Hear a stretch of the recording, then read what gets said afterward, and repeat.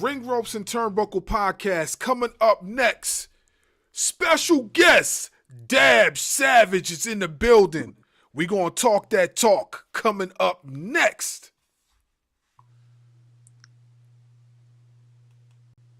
Powerhouse, dangerous slam, surgical, can't repair once I break every limb. The general, which ring you prefer, I defend. Cause the ruler always prays on the food in his hand. I'm telling you, fam, my entourage is definitely stacked. Don Callis, I'm related to every wolf in my pack. Diesel like Shaq, I'm always outside for the script. This is the Ring Ropes and Turnbuckle Podcast, your home for real pro wrestling talk. Soon, Bang Out Club will meet their fate. We have a secret weapon. Someone from Lisa Bang Out's past, just in case she tries to get involved in our business. Meet our insurance policy. Make sure you hit that subscribe button. Yeah, we the champs. Thanks for listening. We gone. You want the best? You're looking at her. This ain't just a sport, it's a lifestyle. Welcome to the Ring Ropes and Turnbuckle Podcast. We are the champions of wrestling talk. Please stand by.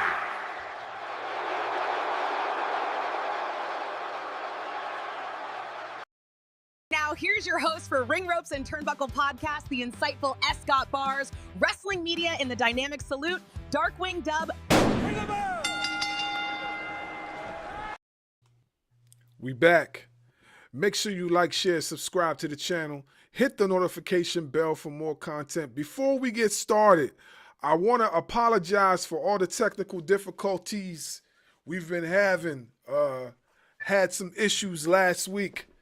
Personal issues had to take care of. So that's why we wasn't able to broadcast this interview. This interview was supposed to be taking place last week. So we apologize for that. But we are back. Without further ado, please, sir, introduce yourself. Well, thank you for having me. For those of you who don't know who I am, which would be really, really sad if you don't know who I am Dab Savage, former pro wrestling superstar and now author. And I'm really excited to be here on the podcast with you guys. And we appreciate you as well. Like we said, we was having a little bit of technical difficulties last week, but we are on tonight.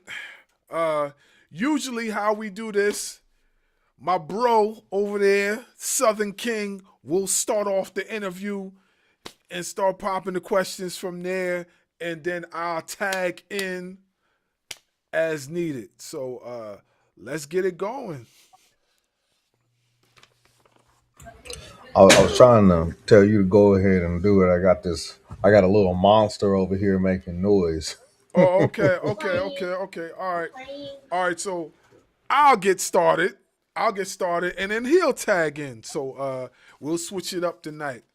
So first and foremost, I just want to appreciate you for taking time out your busy schedule to be a part of this podcast. It means a lot to us. You are actually the first author / wrestler to be on our show, the first author. So you get the inaugural first right there, for sure. Man. Well, I mean, shit, we've already set the bar way too high, so here we go. Yeah, you're the first author. So I wanna start off with talking about your book, because I know we're gonna talk about wrestling. So I want to start talking about your book. So tell us a little bit about your book and what should we expect when we purchase and read through. Yeah, man, you should expect a roller coaster ride, because that's exactly what it is. It's not necessarily, obviously it's about wrestling, right? Wrestling's kind of what, opened up some doors for me, experience wise, led to some crazy tales, and some that I'm not super proud of, some that I am very proud of,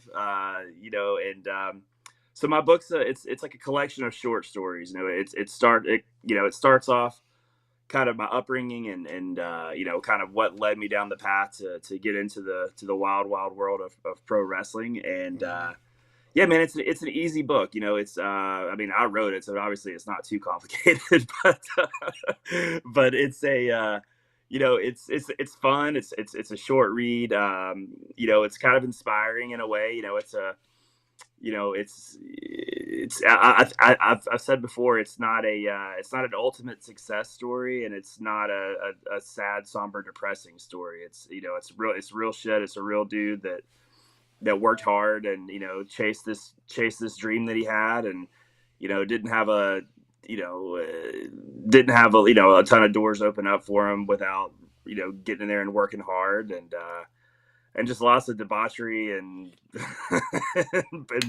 and poor choices in between, man. But I've been really you know humbled and stuff from the feedback that I've gotten, and yeah, man, I think you guys will really enjoy it. I think any of your fans here of the pod, you know, like I said, obviously if you're watching this, listening to this, you know, obviously you are a fan of pro wrestling, but even if you're not, it's just a funny, feel good book, man, for sure. Yeah, I was reading through a little bit just from what I could you know get off of Google and everything, and it spoke a lot about like let me before I get into that, right? Is this your second book or is this your first book? This is the first one. This is my yeah first crack at it. So Okay, yeah, because not to cut you off, because when I was looking up the book, it seemed like you had another book before this one. So I just wanted to verify and make sure because I was seeing another book too. So I just wanted to verify and make sure that that this was the very first one, so then I know how to, you know, go about the questioning and stuff like that. for sure. Yep. First one. I attempted it about 10 years ago, and I'm glad I didn't do it because just you know so much has happened in those 10 years. So, but yeah, first and only. I set it up for a sequel, so we'll see. Gonna pump this one as much as possible, and you know eventually do number two. But yeah, the first timer. I lost my innocence, Mhm. man. No problem. So my first question is wrestling is storytelling through the movement. Writing is storytelling through the pose. What was your hardest part about translating the energy of a live crowd into a silent book? Wow, that's a great question. Um, you know, I've always, you know, I've always really sort of considered myself a performer. You know, whether it be wrestling, whether it be acting. I play music. You know, I like I'm an attention whore. You know, I like the attention, and so I will say the hardest thing, um, not necessarily hard, man. It actually was kind of like exhilarating because you know when you have to step away from the world of wrestling and you know you don't get that buzz you know being in front of the live crowd, being able to kind of just sit back and you know reminisce and remember some of these you know some of these stories and bring back some you know happy and positive times in my life, man. It was you know it was like it was crazy. Like once I started it was like you know I couldn't stop. You know I was like I would remember something and it would lead to something else. And, you know, I got like, you know, it's kind of like going to the gym or training for wrestling or training for a marathon or whatever, you know, you wake up every day and you're excited to sit down with your pen and paper. So, um, really wasn't like I mean, you know, I think the hardest part was, you know, remembering some of the stuff and going through some old pictures and, you know, just, you know, having just to face the reality that you know you're 42 years old now, and you know you can't perform like that anymore. But yeah, man, it was crazy. It was literally just like I would like have to force myself to like go to sleep because I just didn't want to stop. So yeah, that that's kind of the deal on that. Yeah, it's crazy because you know they say you know once you get into your 40s, it's like a reality check. You know, like for most of us, you know, like the 40s, like it's like you still got a little bit of youth left, but then it's like your body's reminding you that no, your youth is kind of dwindling away. I mean, we all can't be LeBron, we can't drink from the fountain of youth or the tree sap or whatever he's doing over there. We all can't be that. But oh, you saying you?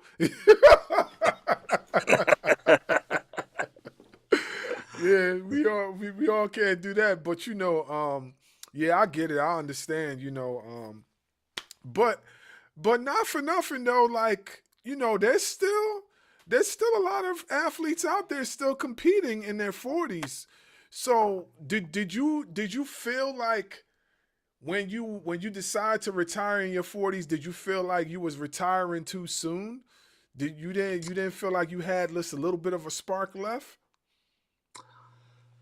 Yeah, yes and no. So I really, I was like, I was 90 to nothing, like, eat, drink, sleep wrestling for, the better part of a decade. And, I had done a few, attempts at WWE, and, I did a few tryout matches with TNA, and, had a, man, I just had a really bad experience, and a lot of it was me being a diva and maybe being immature. It was probably 12 years ago. And when you work indies, you work. Man, you've always got those dudes in the locker room that are just fat as shit. They're taped up their knees, and they look like crap, and they're like trying to give you advice, and you're just like, and when you're around that and you see that all the time, like, you just have this. With me, I was just like, I never want to be that dude. I never want to be the fat old guy with the big bald spot and taping up his knees and talking about the glory days. And so when the TNA thing didn't really go, I got to work a couple matches, and I got to work a match in my hometown at the Civic Center that I grew up watching wrestling at, and so there's parts of it that I'm really proud of and that were cool, but it didn't end how I wanted to. And so I kind of did like fan fest type stuff, and I would kind of just work shows for fun and that kind of thing. But I had some pretty bad injuries. Like I've torn both my rotator cuffs. I've torn my patella tendon in my right knee. I've had several concussions and things like that. And I was kind of able to walk away. We were talking about, LeBron. Shit, man, 42, daddy still got it. But I was able to kind of take a step back when, and kind of keep my health. And I, you never say never. I actually did my quote unquote retirement match, back in November. The first time I had, worked a show in years and years. And, man, there's nothing like it. Just that buzz from the crowd and, hearing your music.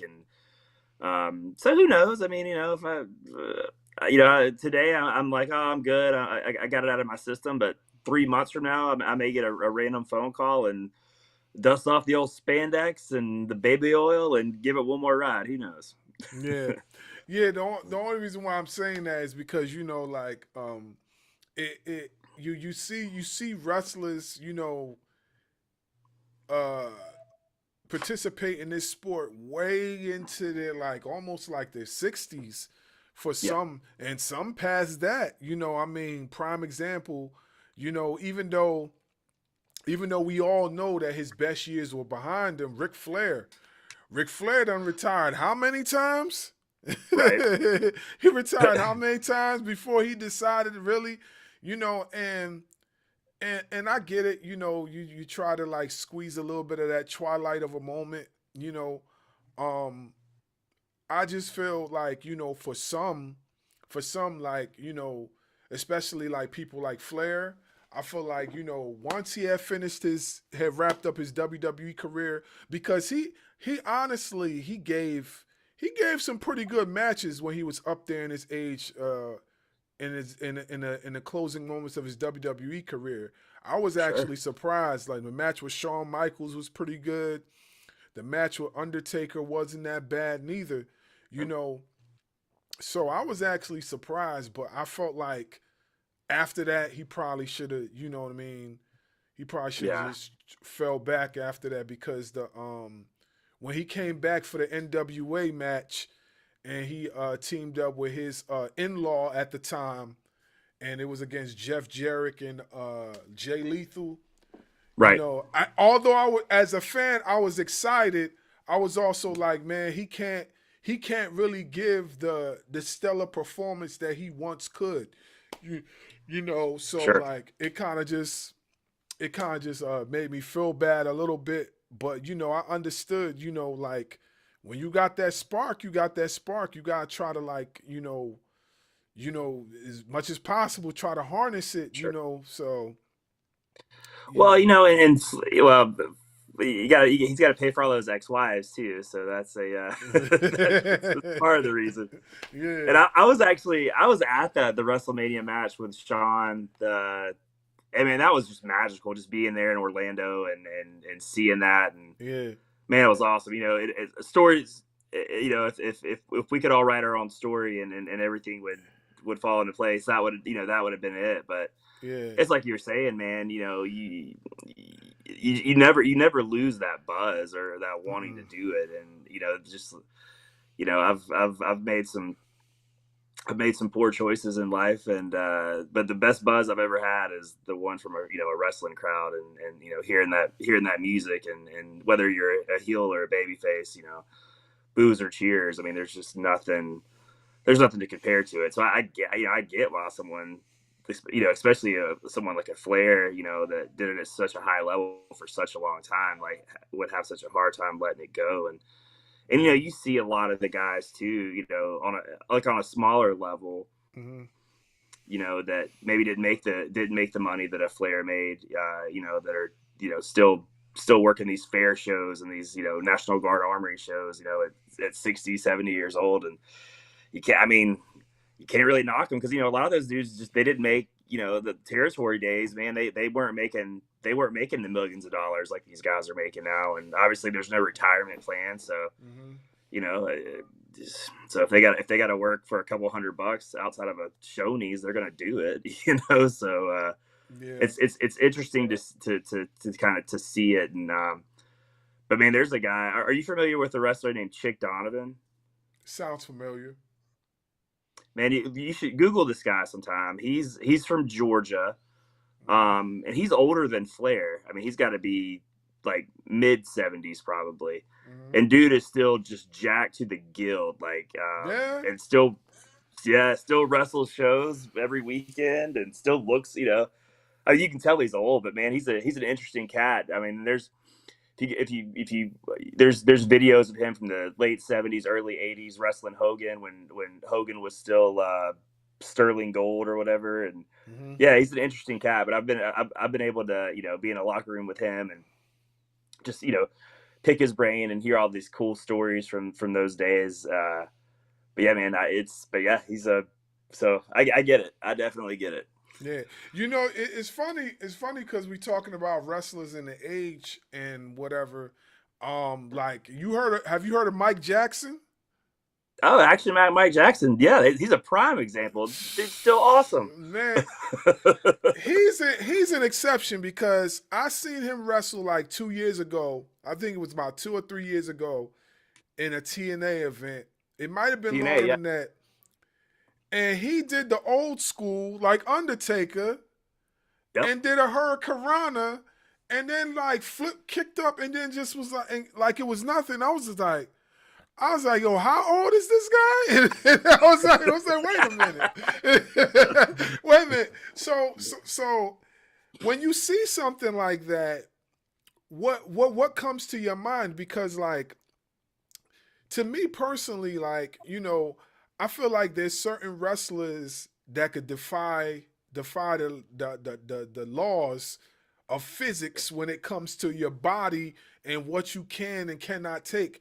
And with him, it's like different because, like, I would feel like, you know, in his time of professional wrestling, when he was in his prime, he did certain things to preserve his body to this point. So just in case he decided he was going to wrestle matches here and there, like there's more people just like him. Like I chat with Too Cold Scorpio. Too Cold Scorpio is another example.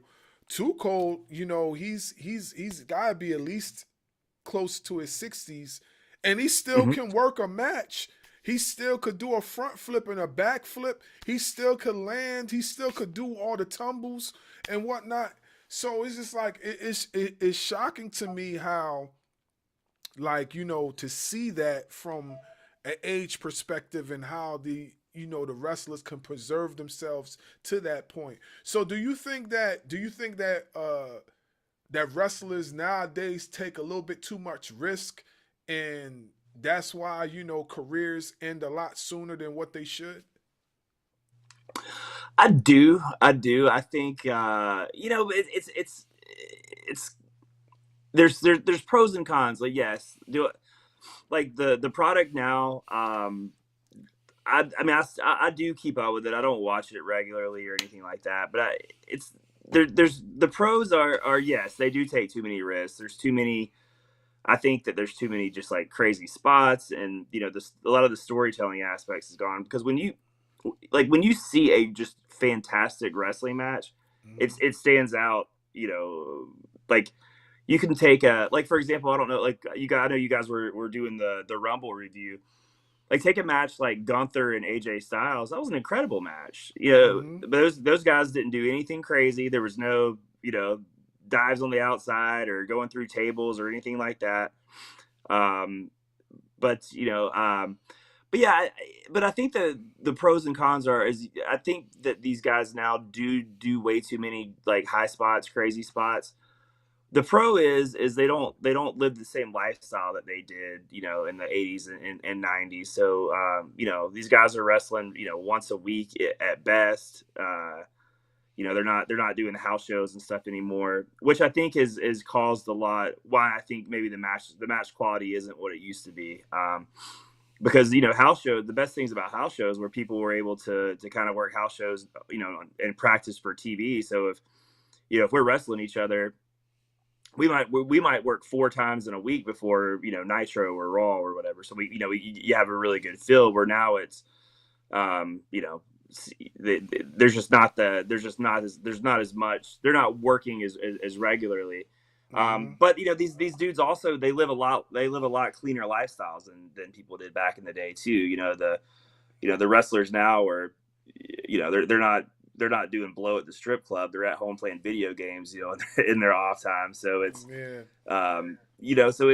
but yeah, I mean, I think it's definitely healthier, like as far as the extracurricular stuff. But I just feel like I just feel like you're trying to get that holy shit moment every single match. You don't need that, That's why cage matches back in the day used to be such a big deal, because it was a feud that built and built and built and built, and the only way was to end it would be like in a steel cage. And now you got guys doing steel cage matches for the first time they're ever wrestling. It's like it doesn't really mean anything. So yeah, I mean, I think a lot of the just like the storytelling components are out of it.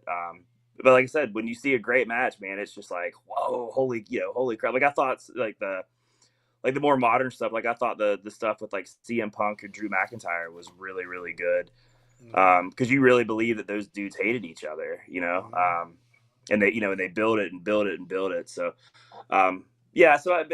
But yeah, I mean, a great wrestling match, man. There's nothing like it. I mean, and it can still be done. I just don't think you see it as often as you did back in the day. Yeah, I agree with you.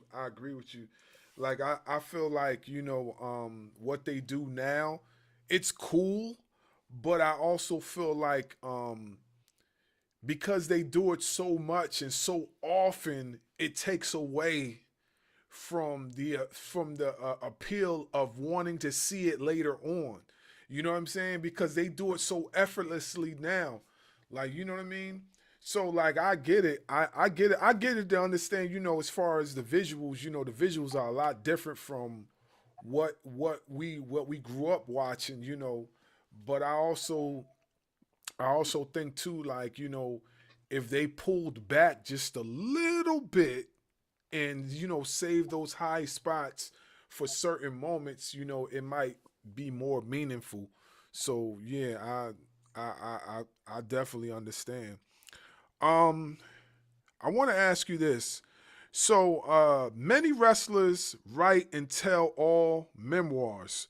Without giving too much away, what is the core message of your book that you felt was missing from current library of wrestling literature? That man, another great question. Um, Man, I think I think my book is.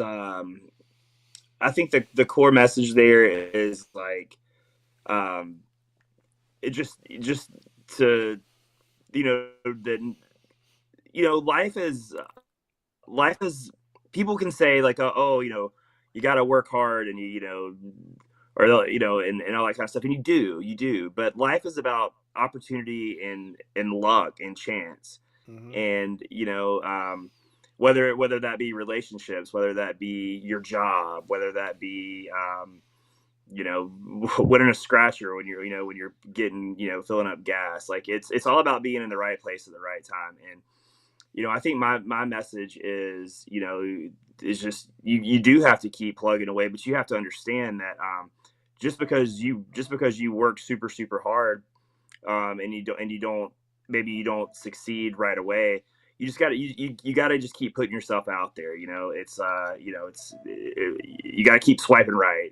Like you got, and I didn't come from money or anything like that. I wasn't really that athletic when I was young, but I worked super super hard, in the gym, and I worked hard, in like my training for wrestling, and it opened up a ton of doors for me. Like I became kind of a big fish in a small pond pretty quickly because I just kept putting myself out there and I kept taking chances, and that opened up doors with music and acting and obviously wrestling. So I think the main message is just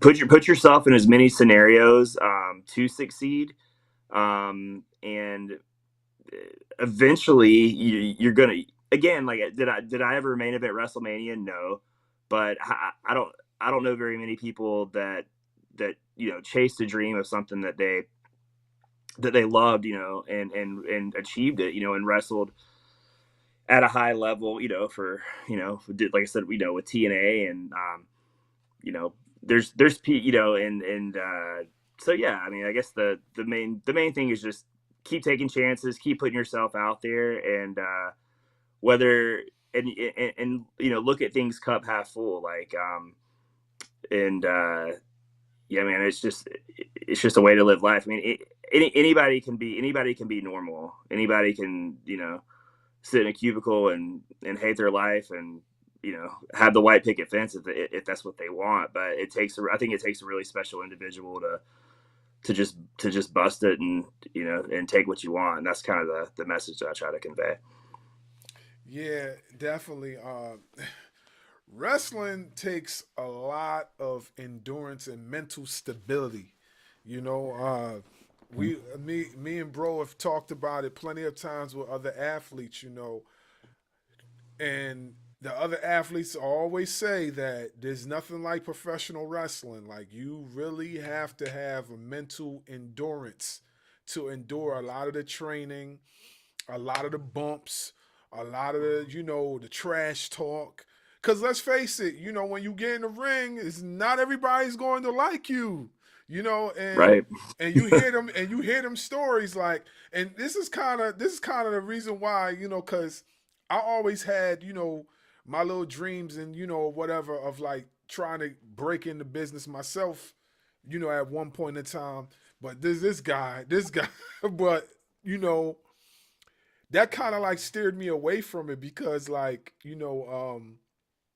I just was like, well, what if this person don't like me and he really tries to hurt me and this and that? How am I going to respond? You know what I mean? Like, it might turn into a shoot and this and that. Like, I had so many weird, scenarios in my head. It just kind of made me, veer away from it altogether, and So, like, I mean, I guess, and I mean, that kind of is my fault because, like, I kind of like, allow my fears to control, that's those type of situations.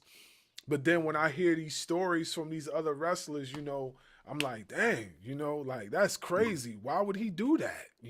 But Right. you know, Yeah, and that's happened to me. Like a lot of people freaking hated me because I did a lot of the things that a lot of guys didn't do. Like my thought process is you have to look like a star. Like nobody's gonna pay money to see somebody that looks like their cousin Larry. So I took really, I spent a lot of money on wardrobes. I had a lady from Vegas that did runway shows that made all my outfits, and I stayed in the gym, and I've focused on being able to cut good promos and stuff like that. So like, there were always guys that had been in the business a lot longer than I had that I got opportunities that they didn't get, but they looked like crap. I mean, if you got a gut out of here and you've got shitty gear and nobody's going to want to put you on a poster because you don't draw any money. And so I had tons of dudes that try to take liberties in the ring with me, or wouldn't go over matches, or whatever the scenario would be. And I mean, it kind of toughened me up. I don't know, there's this one guy I heard there's this one time I was working with this guy, and so I used to have this rule, and it was like the Ric Flair chops. Like you could do 3 of them. Like if you chop me more than 3 times, what are we really doing? Like why do you need to chop me 5 times? Like that's stupid. It hurts. It's stupid. Like you can chop me 3 times. And there was this guy that I saw, and I mentioned that. I was like, look, man, chops are cool. Like if you get lost in a match and you need to just kind of regroup for a second, but and anyway, so I started counting. He got to 3, and I said, that's your last one. He did it again. I punched him. So I punched him as hard as I've ever punched anybody in his ear, busted his eardrum. And I mean, I learned his lesson. We actually worked like 6 months later, and he didn't chop me 1 time. So wow. Yo, that right there deserves what we call the Shao Kahn laugh.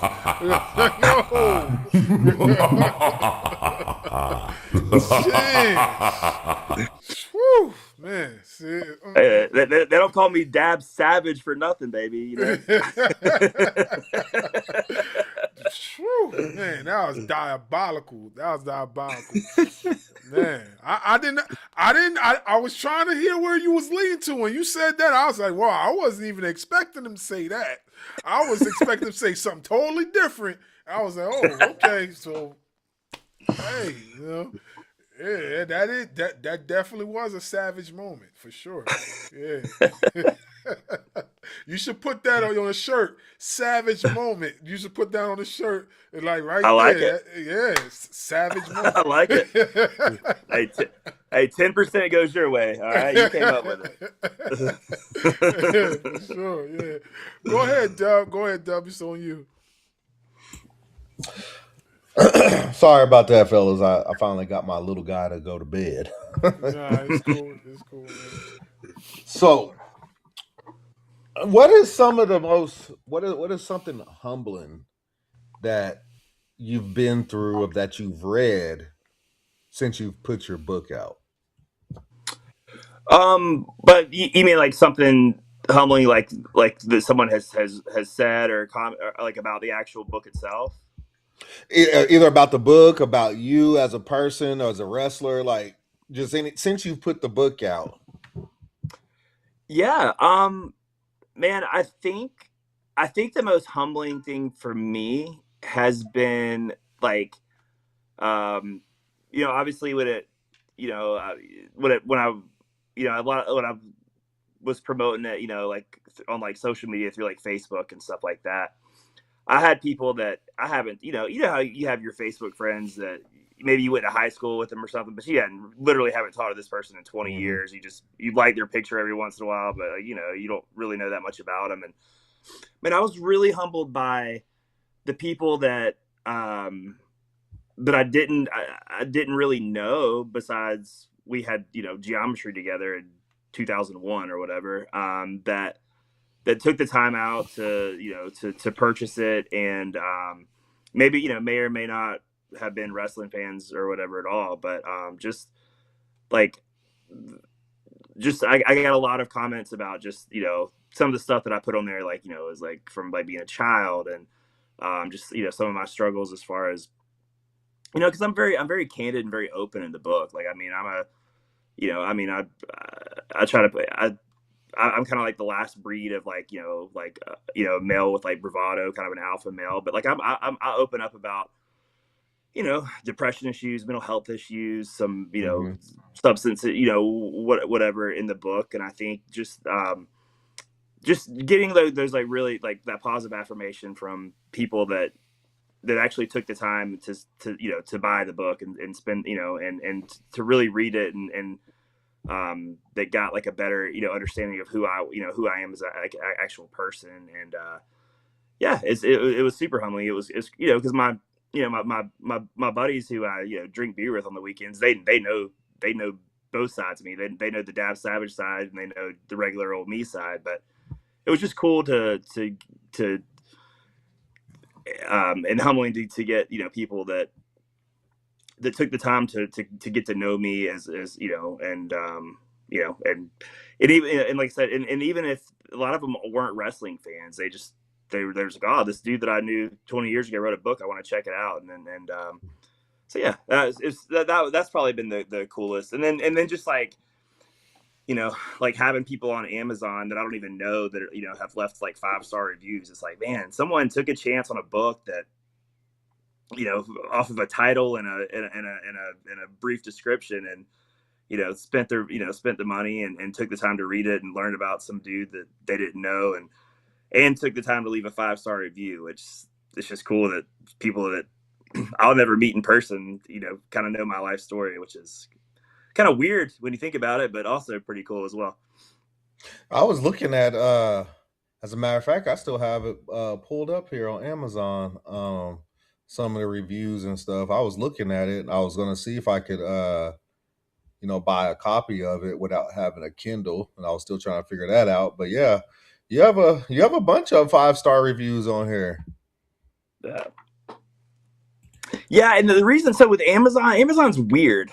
So, and obviously I'm new at this. So like if you can publish a hard copy through Amazon, but they eat like all the profits off of it. So for you to really, for like legitimately for you to make anything off of the book, you would have to charge way more than it's worth, So like for hard copies, I've just been selling. I mean, I've self-published some, and then I've just been I just if any like any of your listeners or anyone is interested in it, you could just DM me, and then I'll like sign and just mail a copy, because that way Amazon would eat at my profits and I can sell it for where I don't feel like I'm like ripping somebody off. Right. So I'll message you from my personal account, because we're getting ready to go on a trip soon, and I'm gonna have my wife drive, and I'm gonna read the book. Heck yeah.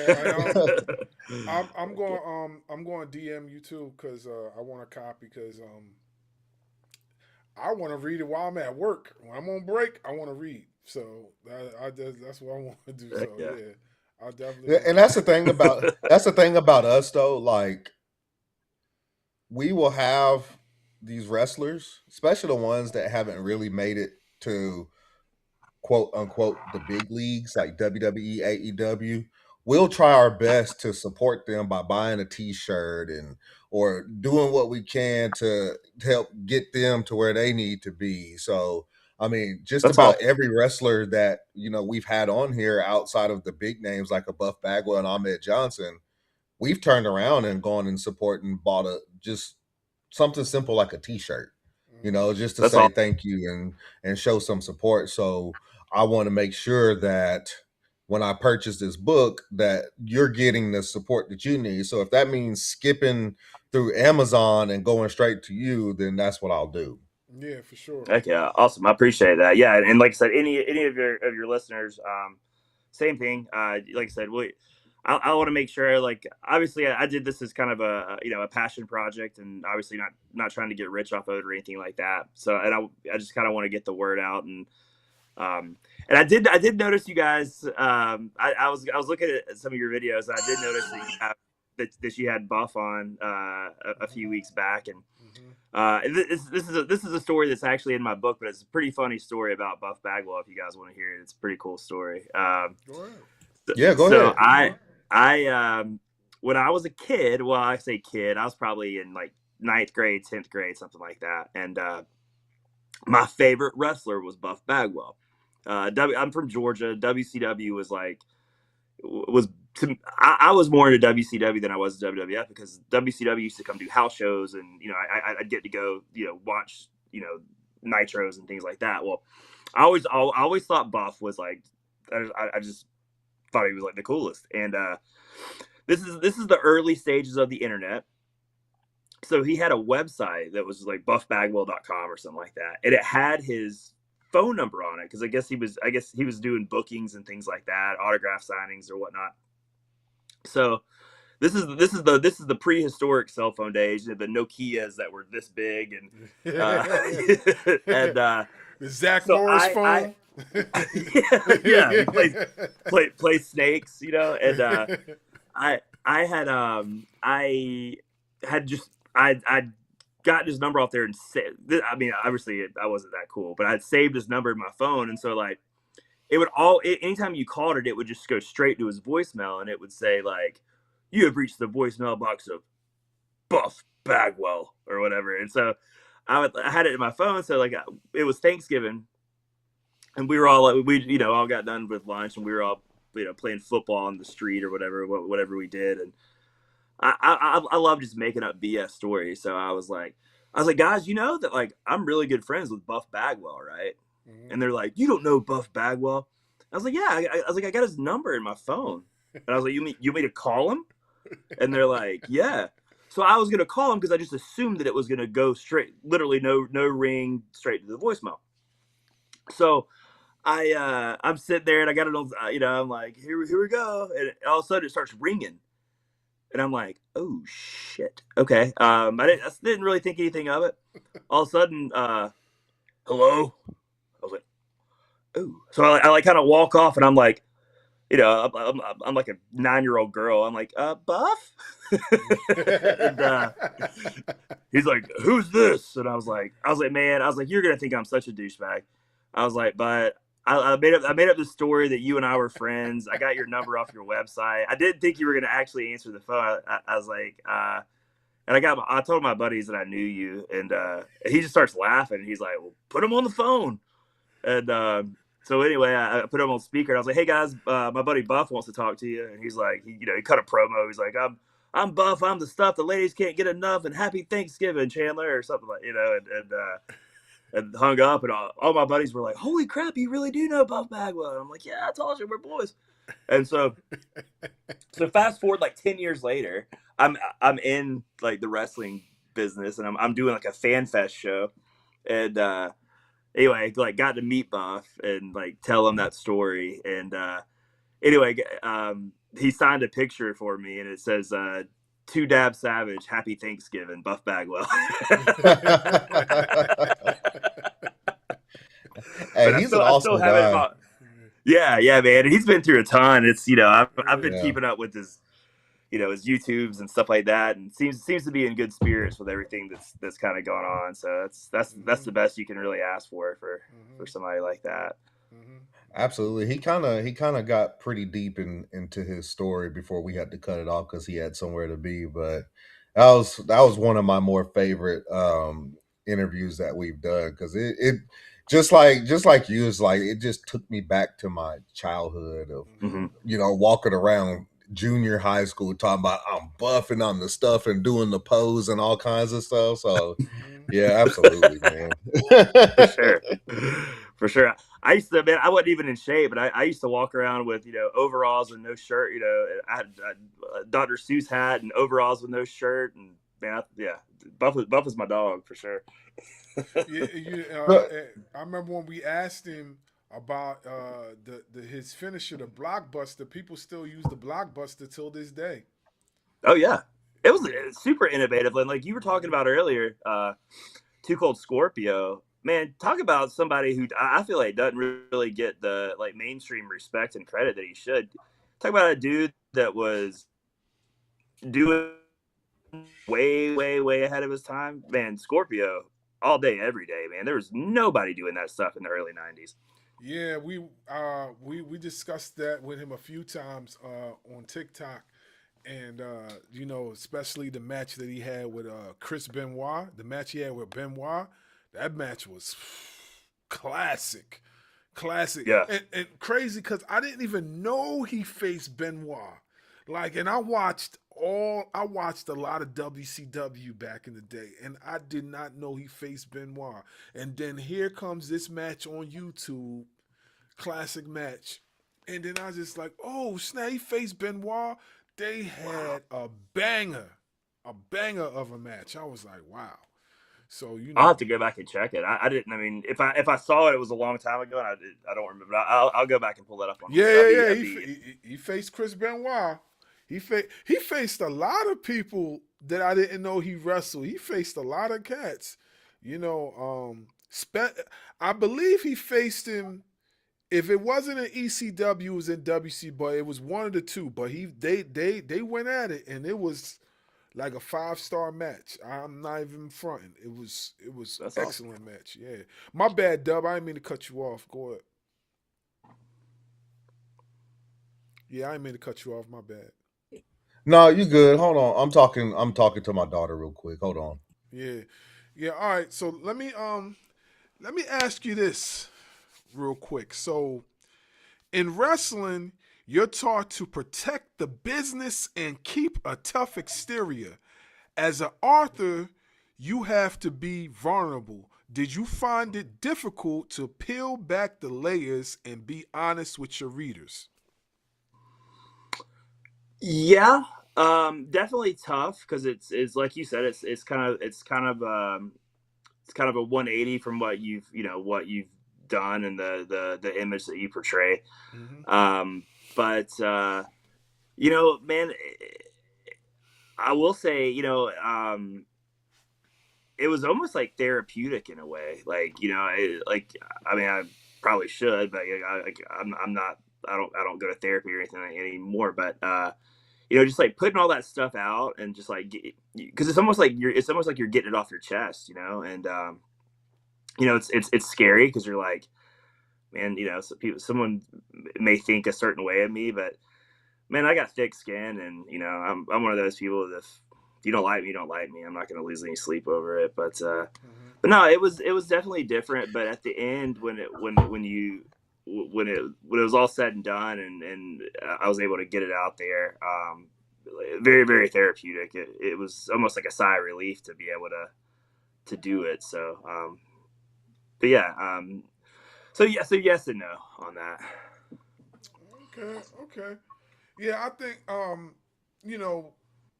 being somebody that you've written a book and everything, I do think it's therapeutic, in a way to like being able to allow your fans to know you in that type of way, because a lot of times they say, and let's be for real, they say kayfabe is dead. They say it's dead. They say it's not around anymore. So, I mean, to be able to get the fans to know you in that type of way, I think it creates kind of a personal type of bond and relationship that you probably wouldn't get nowhere else. You know what I'm saying? And Sure. I think it takes a strong-willed person to be able to articulate themselves in a book and share those personal moments that they have had within their career, and just show that they're human. They go through stuff. Mm-hmm. You know what I mean? Like, Right. you hear these stories about when you get to know your favorite wrestler, and sometimes you get to know them and you don't like them no more for a bunch of reasons. I mean, we could name a bunch of wrestlers right now that Yeah. probably don't like anymore because we heard such and such. You know what I'm saying? Right. But Or you met them, what's the old saying? Never meet your heroes. yeah, So, but you're talking about kayfabe being dead. I will tell you, and I've been a little out of the game, but when I first started wrestling, I would take if any show I could get, right? Like I'm just trying to get practice and get my name out, and I didn't care if it was in front of 15 people, it would in the grass, or if it was in front of a few thousand people, but. I remember when I first started, there was this like really, really crappy, like fed in like Dothan, Alabama or some like little town in Alabama. And, they did not know kayfabe was not dead in small town Alabama. I was a heel and they absolutely hated me so much. And, I remember one night I had come out and I cut this promo and I was like, put down your Natty Light cans and your dip cups and put your teeth in and smile real big because Dab Savage is here, and like just broke them all down. And I was walking out to my car, and like all the other shows that I had wrestled, it was kind of like you stayed in character, but it was kind of haha. Like if someone wanted to take a picture or something after the show, even if I was a heel, I'd still take a picture with them, or whatever. And I'm walking out and this lady, she had to be 85 years old. And she used some of the most colorful language that I have never been referred to any of those names, let alone by like an 85-year-old lady. And she ended up throwing her high heel shoe at me. And and hit me in the head with it. And I was like, I just saw this lady and she's just pointing and every 4-letter word, every homophobic slur you could ever hear. And anyway, so I took her. I got in my car. I was riding with somebody, and I took her shoe, and she's like beat on the door, because she wanted her shoe back after she had thrown it at me, and I was like, hell no, you're not getting your shoe back. I drove off and. I got about, I don't know. I kept that thing in my gear bag for like 3 months just because I thought it was funny that I had this old lady's like high heel shoe in my wrestling bag. But so in some areas, some areas they still believe, and that makes for some fun stories and fun times. So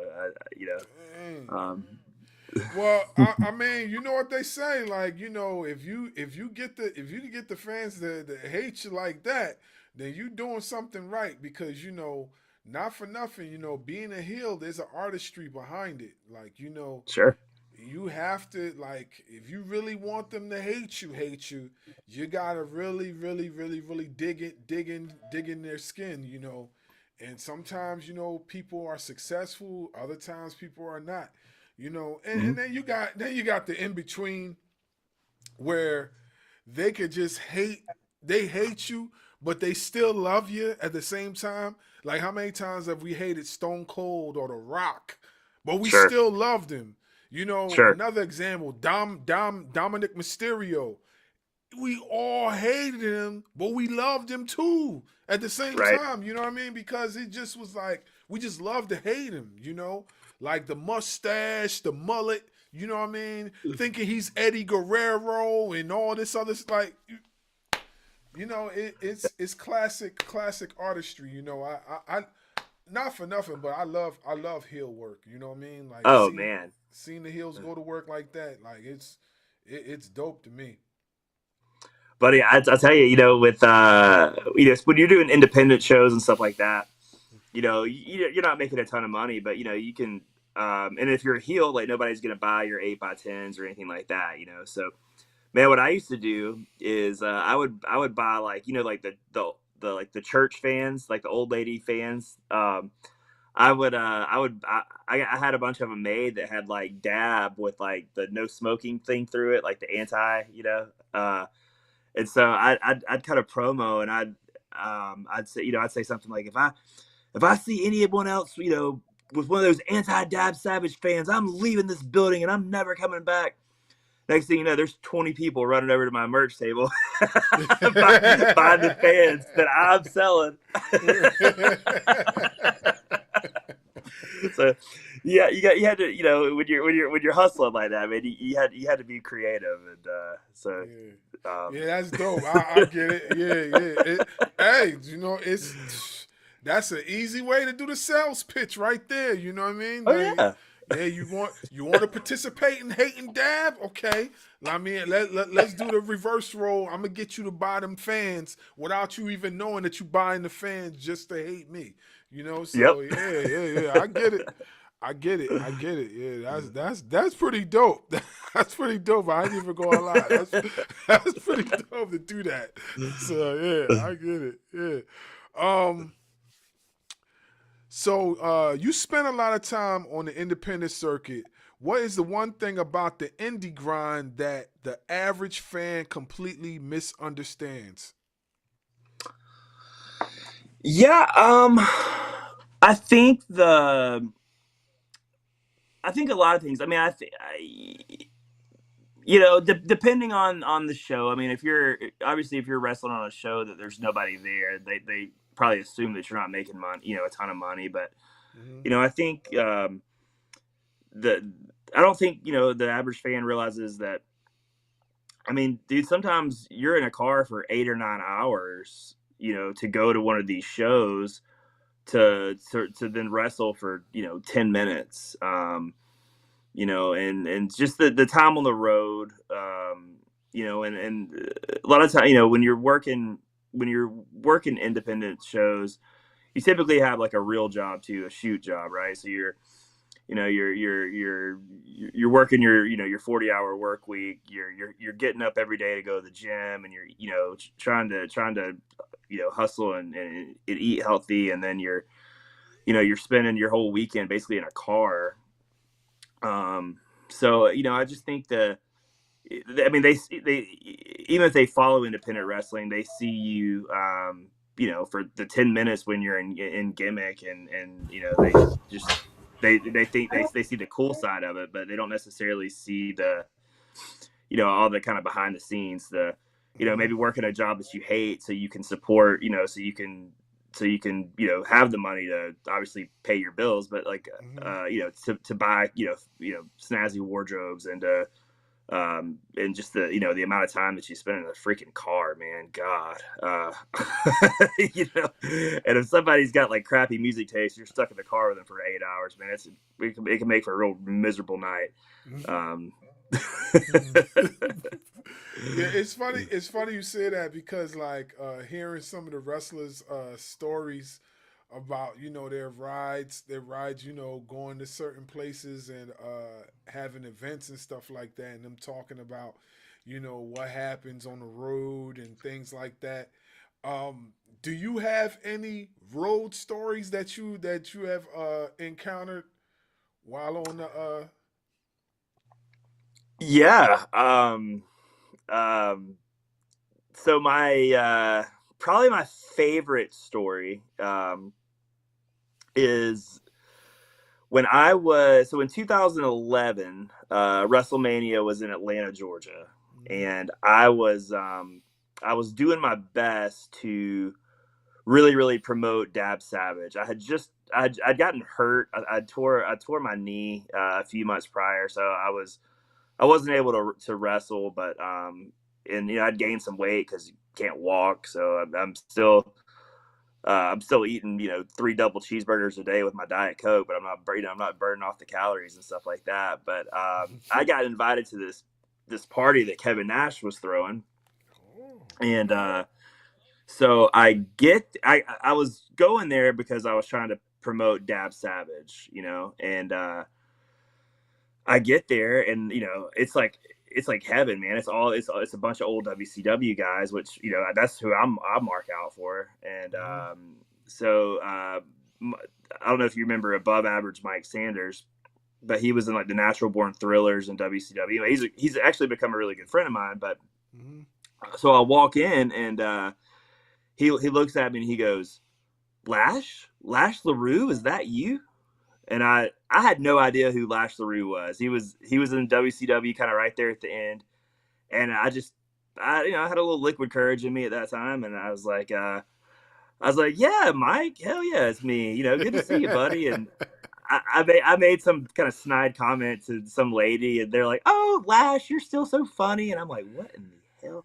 So I walk outside, and it's 2011, so I'm on my BlackBerry, Googling Lash LaRue, and I'm like, Lash LaRue, the Raging Cajun, blah blah blah blah blah. I was like, all right, I got this shit. So I walk back inside, and like all these people start coming up to me, man, because Lash LaRue hadn't he like kind of vanished after WCW. He hadn't been like seen like in the public in like 10 years, and so all these people are coming up to me, and they're like asking for pictures and autographs and stuff like that. And I'm out here trying to hustle, man. I was like, yeah, go buy me a shot or buy me a beer, and I'll take a picture with you or whatnot. So people are just freaking, throwing them down, throwing them at me, and so Nash gets on the microphone, and he's like giving like a speech, like a toast, and he's like, oh, he's thanking everybody for coming out, and he starts naming, some of the wrestlers that were there. It was like Billy Gunn and Raven and X-Pac, and he goes, he's like, and over in there in the corner, we got Mike Sanders and effing Lash LaRue. And the whole crowd starts chanting, Lash, Lash, Lash. And I'm like, oh my God. So he's like, so Kevin Nash was like, all right, Lash, I guess you got to come up here and give a speech. And I'm like, I mean, at this point, I was like, I'm in too far, So, man, I roll up there, and I'm like, ladies and gentlemen, I'm the Raging Cajun Lash LaRue, and I'm better than you. And I don't know, they popped, and everybody starts like going crazy. And so there were some pretty attractive women in this place, and they're like coming up to me, and they're like, I thought you were married. And I'm like, oh yeah, I left that broad in Alabama. I'm out here selling real estate now. And so what happened? So anyway, I ended up getting invited to like a Hall of Fame party the next night. And so when I tell you, you walk in there and it's like wrestling royalty, I mean, dude, Hogan, Rock, Austin, all like in this little room, and basically like a bar, like a Sheraton or something. And so I'm in there, man, and like I walk up to the bar, like Austin's here, Rock is here, my fake ass Lash LaRue, and I walk up, and I'm like, hey, Dwayne, Steve, like order some shot of whiskey that I couldn't afford. And this lady comes up to me, and she's like, she's like, are you Lash LaRue?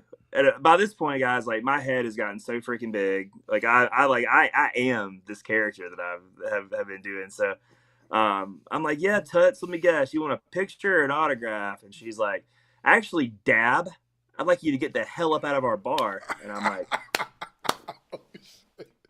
so what had happened was the real Lash LaRue was on Facebook, and apparently he's like a really good like Christian, like, I think he's like a youth pastor or something, and like doesn't drink, doesn't none of that. So he gets tagged in about 200 pictures of fans. Oh no! that are like me like pounding shots and like taking shots off girls' boobs and stuff. Oh so, man. Yeah, he was not real happy. And anyway, it became this whole ordeal. And I always jokingly say the most famous I ever was in wrestling was not ever being Dab Savage. It was being the fake Lash LaRue in Atlanta. Dang, that is wild.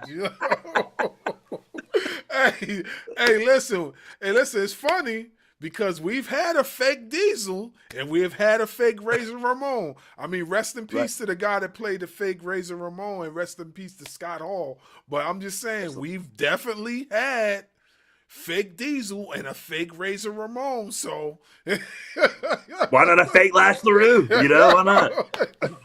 Wow, that is crazy. That is crazy. Wow. That is wild work, bro. Yeah. and then to get called out in front of Rock and Austin and all, you're like, that's wild. That makes it even worse. Bro, it was funny, like, because she was with these two bouncer security guards, looked like they were like Secret Service agents, and I tried to like be like, I don't like to hang out. You know at the beginning of Fresh Prince where Uncle Phil's throwing DJ Jazzy Jeff out the front door. Yeah. That was me. I was DJ Jazzy Jeff that night. He was like, he'd point to the door. He'd be like, ah! He start flying out the door. Oh man, that's crazy. That's crazy. Hey, real quick, I wanted to ask you, are you gonna go on a book tour? You know, I've done a little.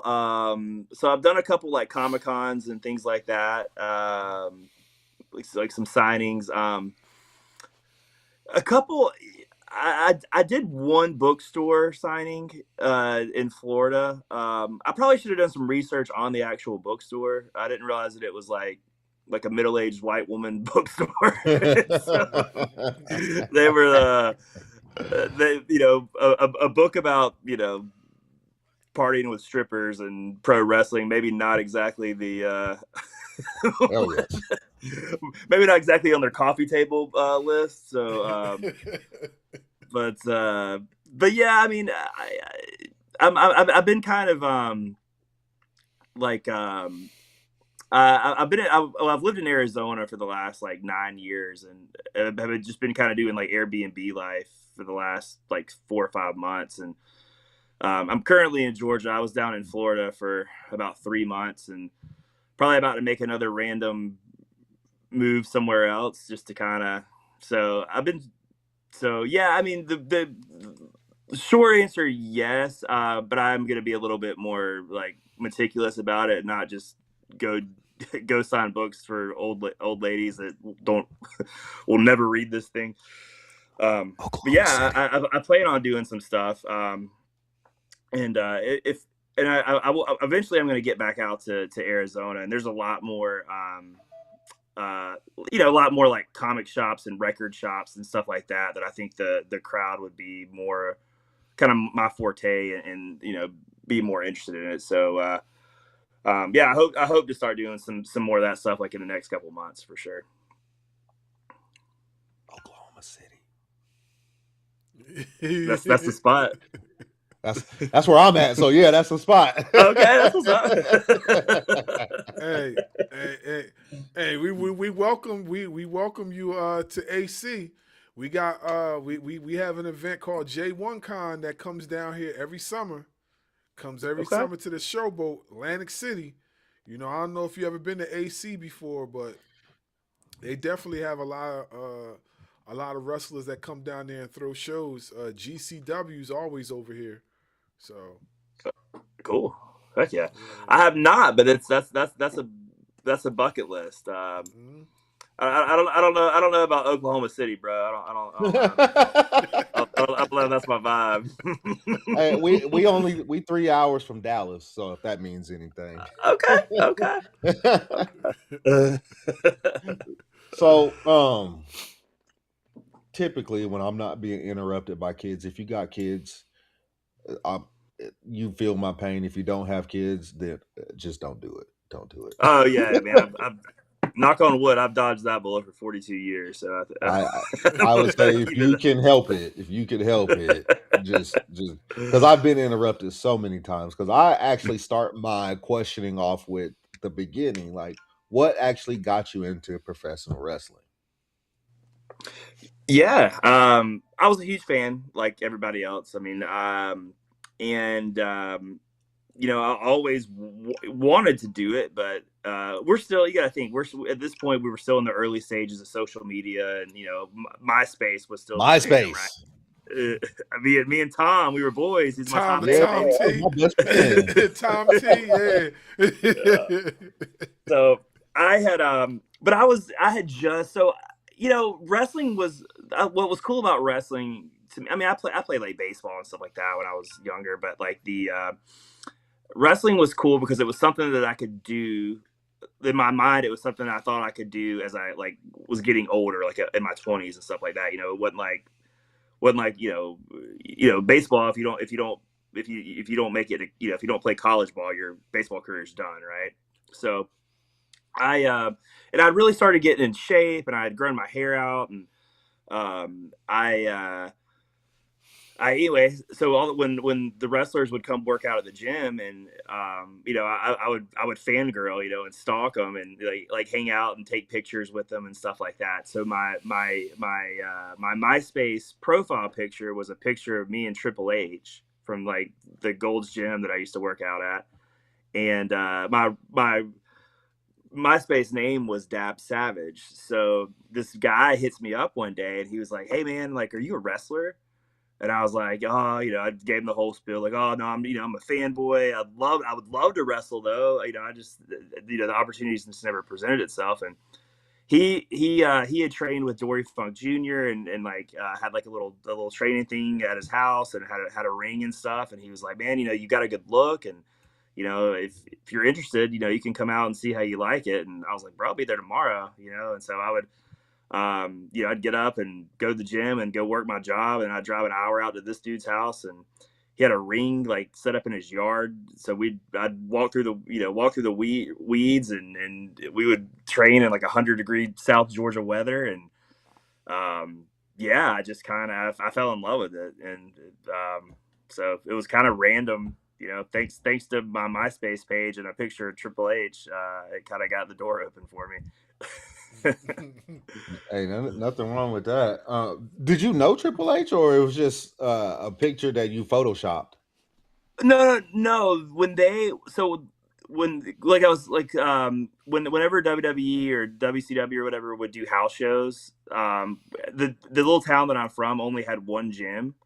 So if they were going to get a workout in before the show, that's where they were going to work out. So I would just literally hang out like all day. Like I'd drink as many protein shakes as I could handle, just to have a reason to be there. So I didn't look like the ultimate creeper.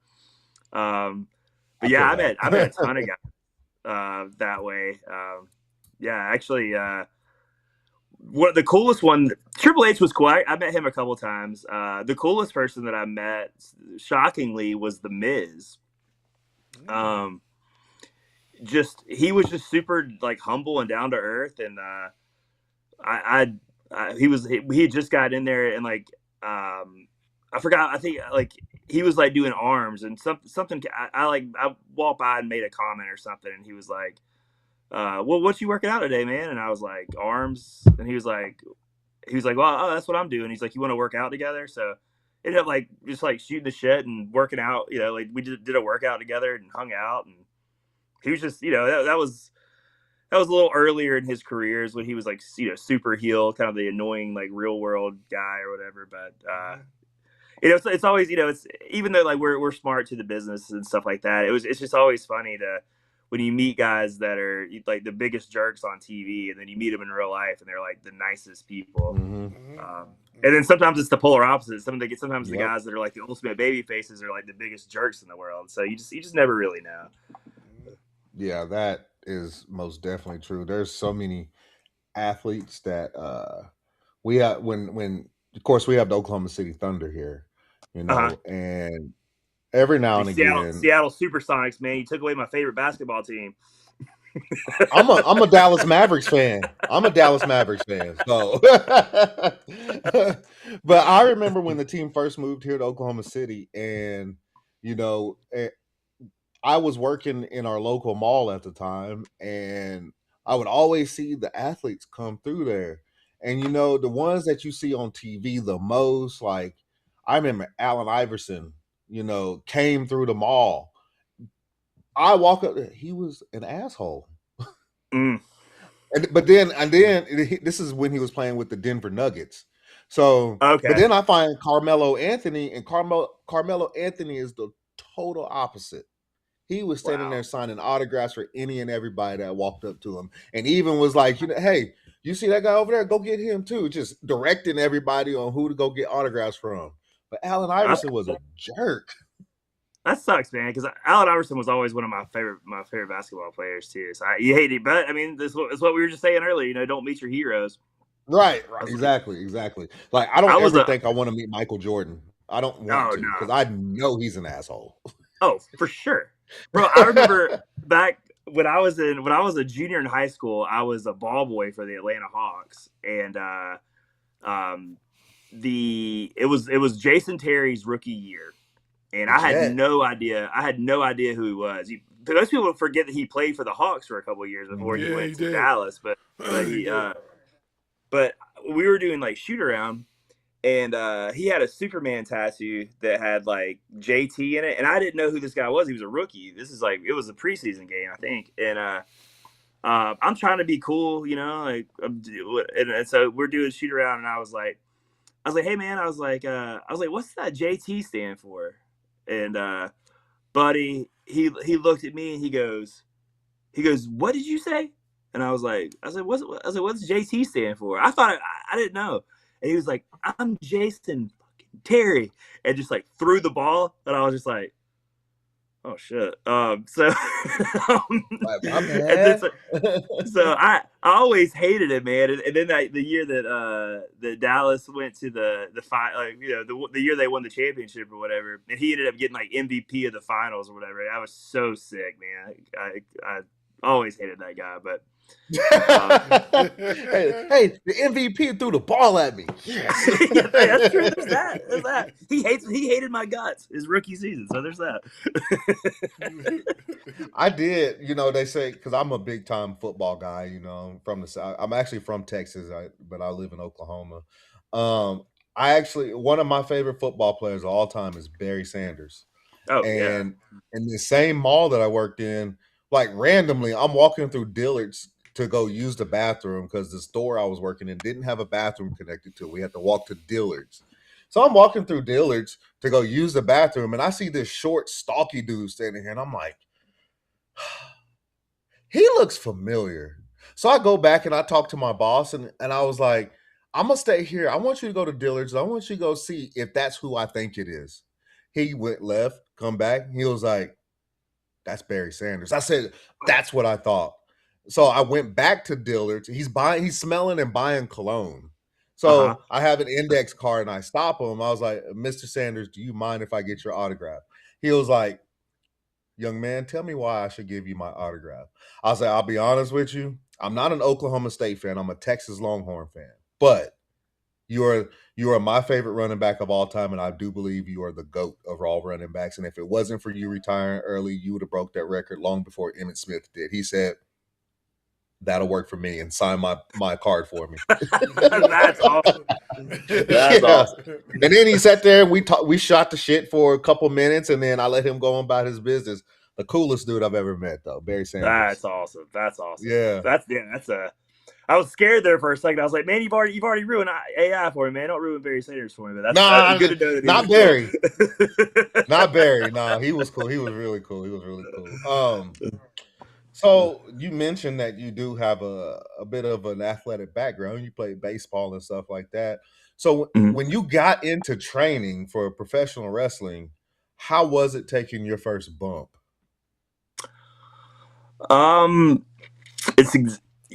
Taking the first bump wasn't so bad. It was running the ropes that really ate me up. Like and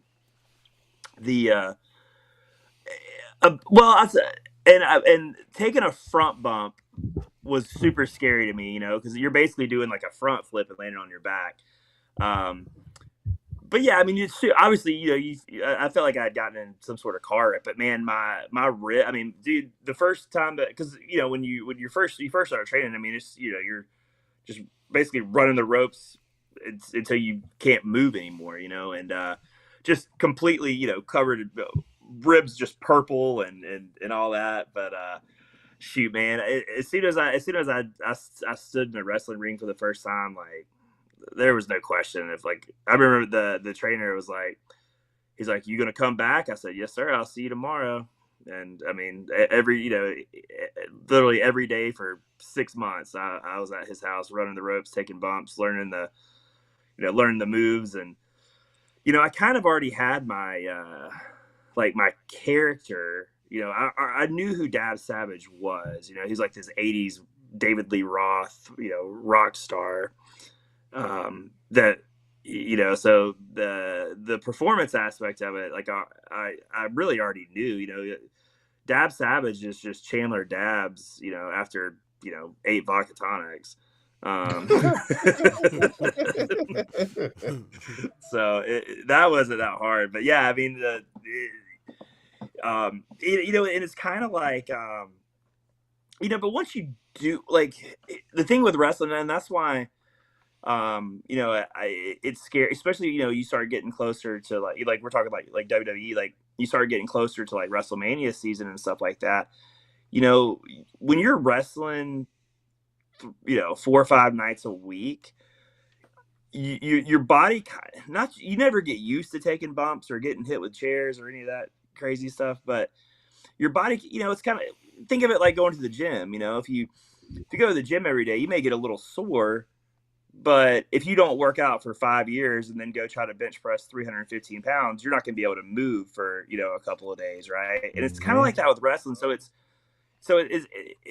weird. You kind of, the WWE is such it's just, it's such a business now with like the TKO and all this stuff. But, it's just weird that, they kind of have to walk this fine line now, because they don't want, the CM Punks and the Roman Reigns to get hurt, going into a big match. But the same token, if these guys aren't wrestling but once a month or once every 3 months, their likelihood for getting hurt, is so much greater than if they're doing it. So that it's like a weird line, that you kind of have to walk. But yeah, but I like shoot, man, I did that show a couple months ago, and I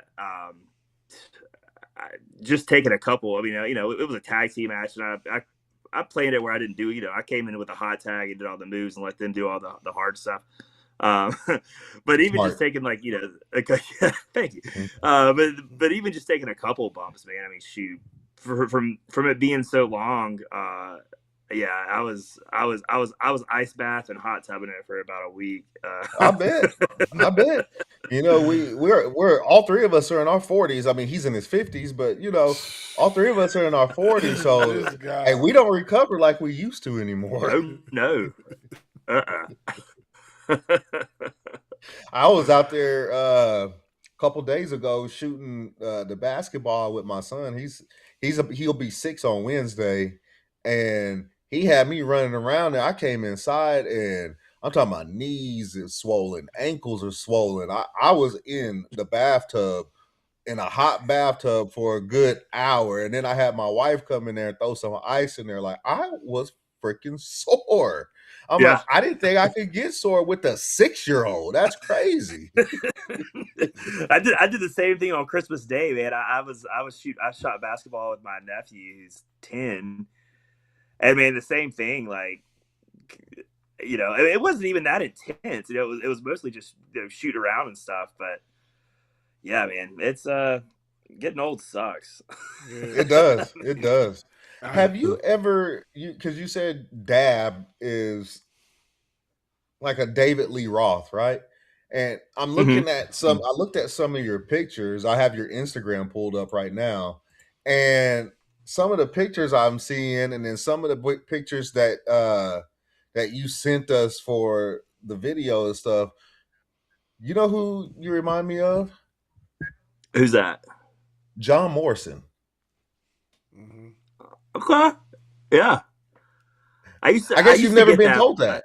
Okay, you have. Okay. I used to get it years, like, yeah, old school, yeah. But yeah, with like kind of with like, because I wore like the velvety pants, and especially like when I would be in good shape, I would get that more than. But I mean, I can see it. I think it's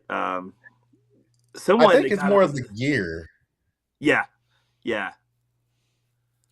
Like the glasses and then the pants. Yeah. I would say I would say the Young Bucks too. The Young Bucks, the Rockers. Who else? There's somebody else too that has that similar type of ring. But the gear. first person that I thought of when you first sent those pictures about a month or so ago, when we were setting all this up, the first thing that I thought of was, is he John Morrison's brother? That's the first thing that went through my head. I was like, they gotta be related because they look similar. I wish I could do all that crazy parkour stuff that he does, but that guy's crazy shape, man.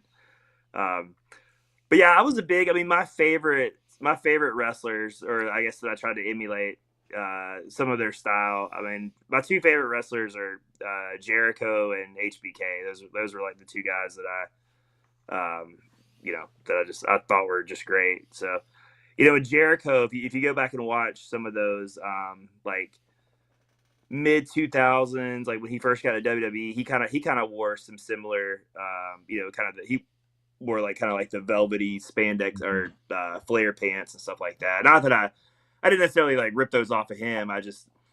It's weird. I've worn actual wrestling trunks one time in my life, and it was because I was doing a tag team with somebody, and they wanted us to like look similar. But I've only wrestled in wrestling trunks one time in my entire life.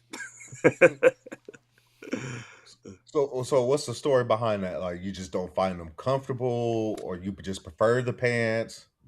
I think with my character, it made more sense to wear the pants. Like I said, I'm very heavily like musically influenced too, and I love like that 80s glam rock kind of stuff. And I just, my entrance song was Van Halen, and I don't know, I just think it fit kind of I just like me wearing traditional wrestling tights. Like just wouldn't it just wouldn't seem right. It wouldn't go with like the character, so I never did. That's understandable. Where can I get that shirt? The one you're wearing, Dabamania? Oh yeah. I need that shirt. Well, Dabamania. I need that shirt. Yeah, I need to get some more made, man. These are yeah, I need to get some more made. I used to, it was funny. I used to like back in the like the super hustling days, I had a bunch, like I used to just like do, so I did a Dabamania one. I did one that was like Roddy Piper. Instead of saying Hot Rod, it said Hot Dab. I would just like rip off like 80s t-shirts and like make them like my own. And it was funny because I would like, if I'd go out to a bar or something in like whatever town we were in, I'd always wear my own merch just because, I'm a mark for myself. And it was, but it was always funny because you'd be like in some town where there'd be like a ton of like hippie, like stoner guys, and they would see something that said Dab. And I was going to ask that. So it was so. So there's some hippies in North Carolina or somewhere right now walking around in Dab Savage stuff, and they have no idea what they're wearing. They think it's for something totally different. Oh, for sure. Bars, you know what Dab is, right? Yeah. Okay, I just want to make sure because you old and stuff, so I just wanted to make sure. I should be asking you what Dab is. I should be asking you because I know. Bro, if you knew me back before I joined the Army. Different world. Yes, absolutely. So you mentioned Jericho and Shawn Michaels as being two of your favorites. So you got two right there. If you can complete a Mount Rushmore with another two, who would they be? Okay. I'm going to go. So I'm going to go. This is. I think you got to throw Hogan on there. Not necessarily just for box office, I think you got to throw Hogan on there. And I think you got to go. I think you got to go Austin. I think I'd go Austin, Hogan, Jericho, HBK. Not a bad With a list. with a very like honorably mentioned, like if we could squeeze one more head on there, I would go Ravishing Rick Rude, honorably mentioned. Ooh. See, we asked this question to everybody that we get on the show, and you're the first person to say Ravishing Rick Rude. Yeah. Really? Yeah. You get your normals, like you get a Bret Hart, you get Shawn Michaels. We've heard a couple of Chris Jerichos. We get a lot of Stone Cold Steve Austins, a lot of The Rock, and mine, which I threw everybody off with mine. But again, this is my list, is your list, and so on and so forth. I said Mr. Perfect. Oh, I don't think he gets nowhere near the credit that he should get. For sure, man. That's a great one. And then you just threw out Rick Rude. I'm like, that's the first time somebody's thrown out Rick Rude.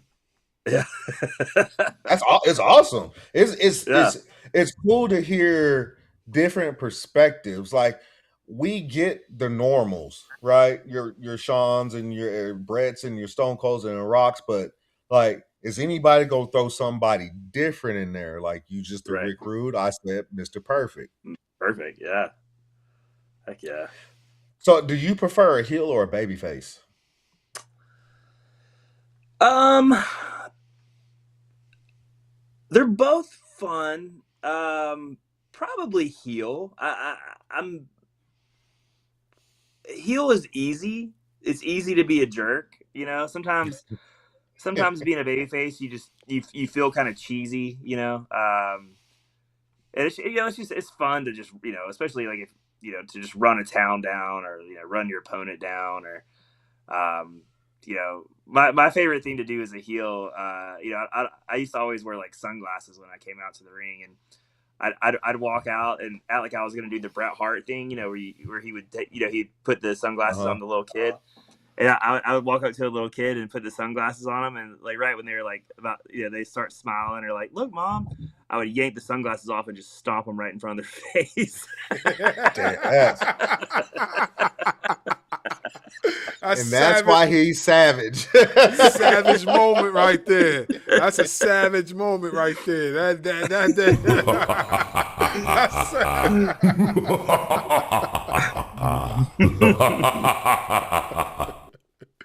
That is savage. That is so fucking petty. I know. It's awesome.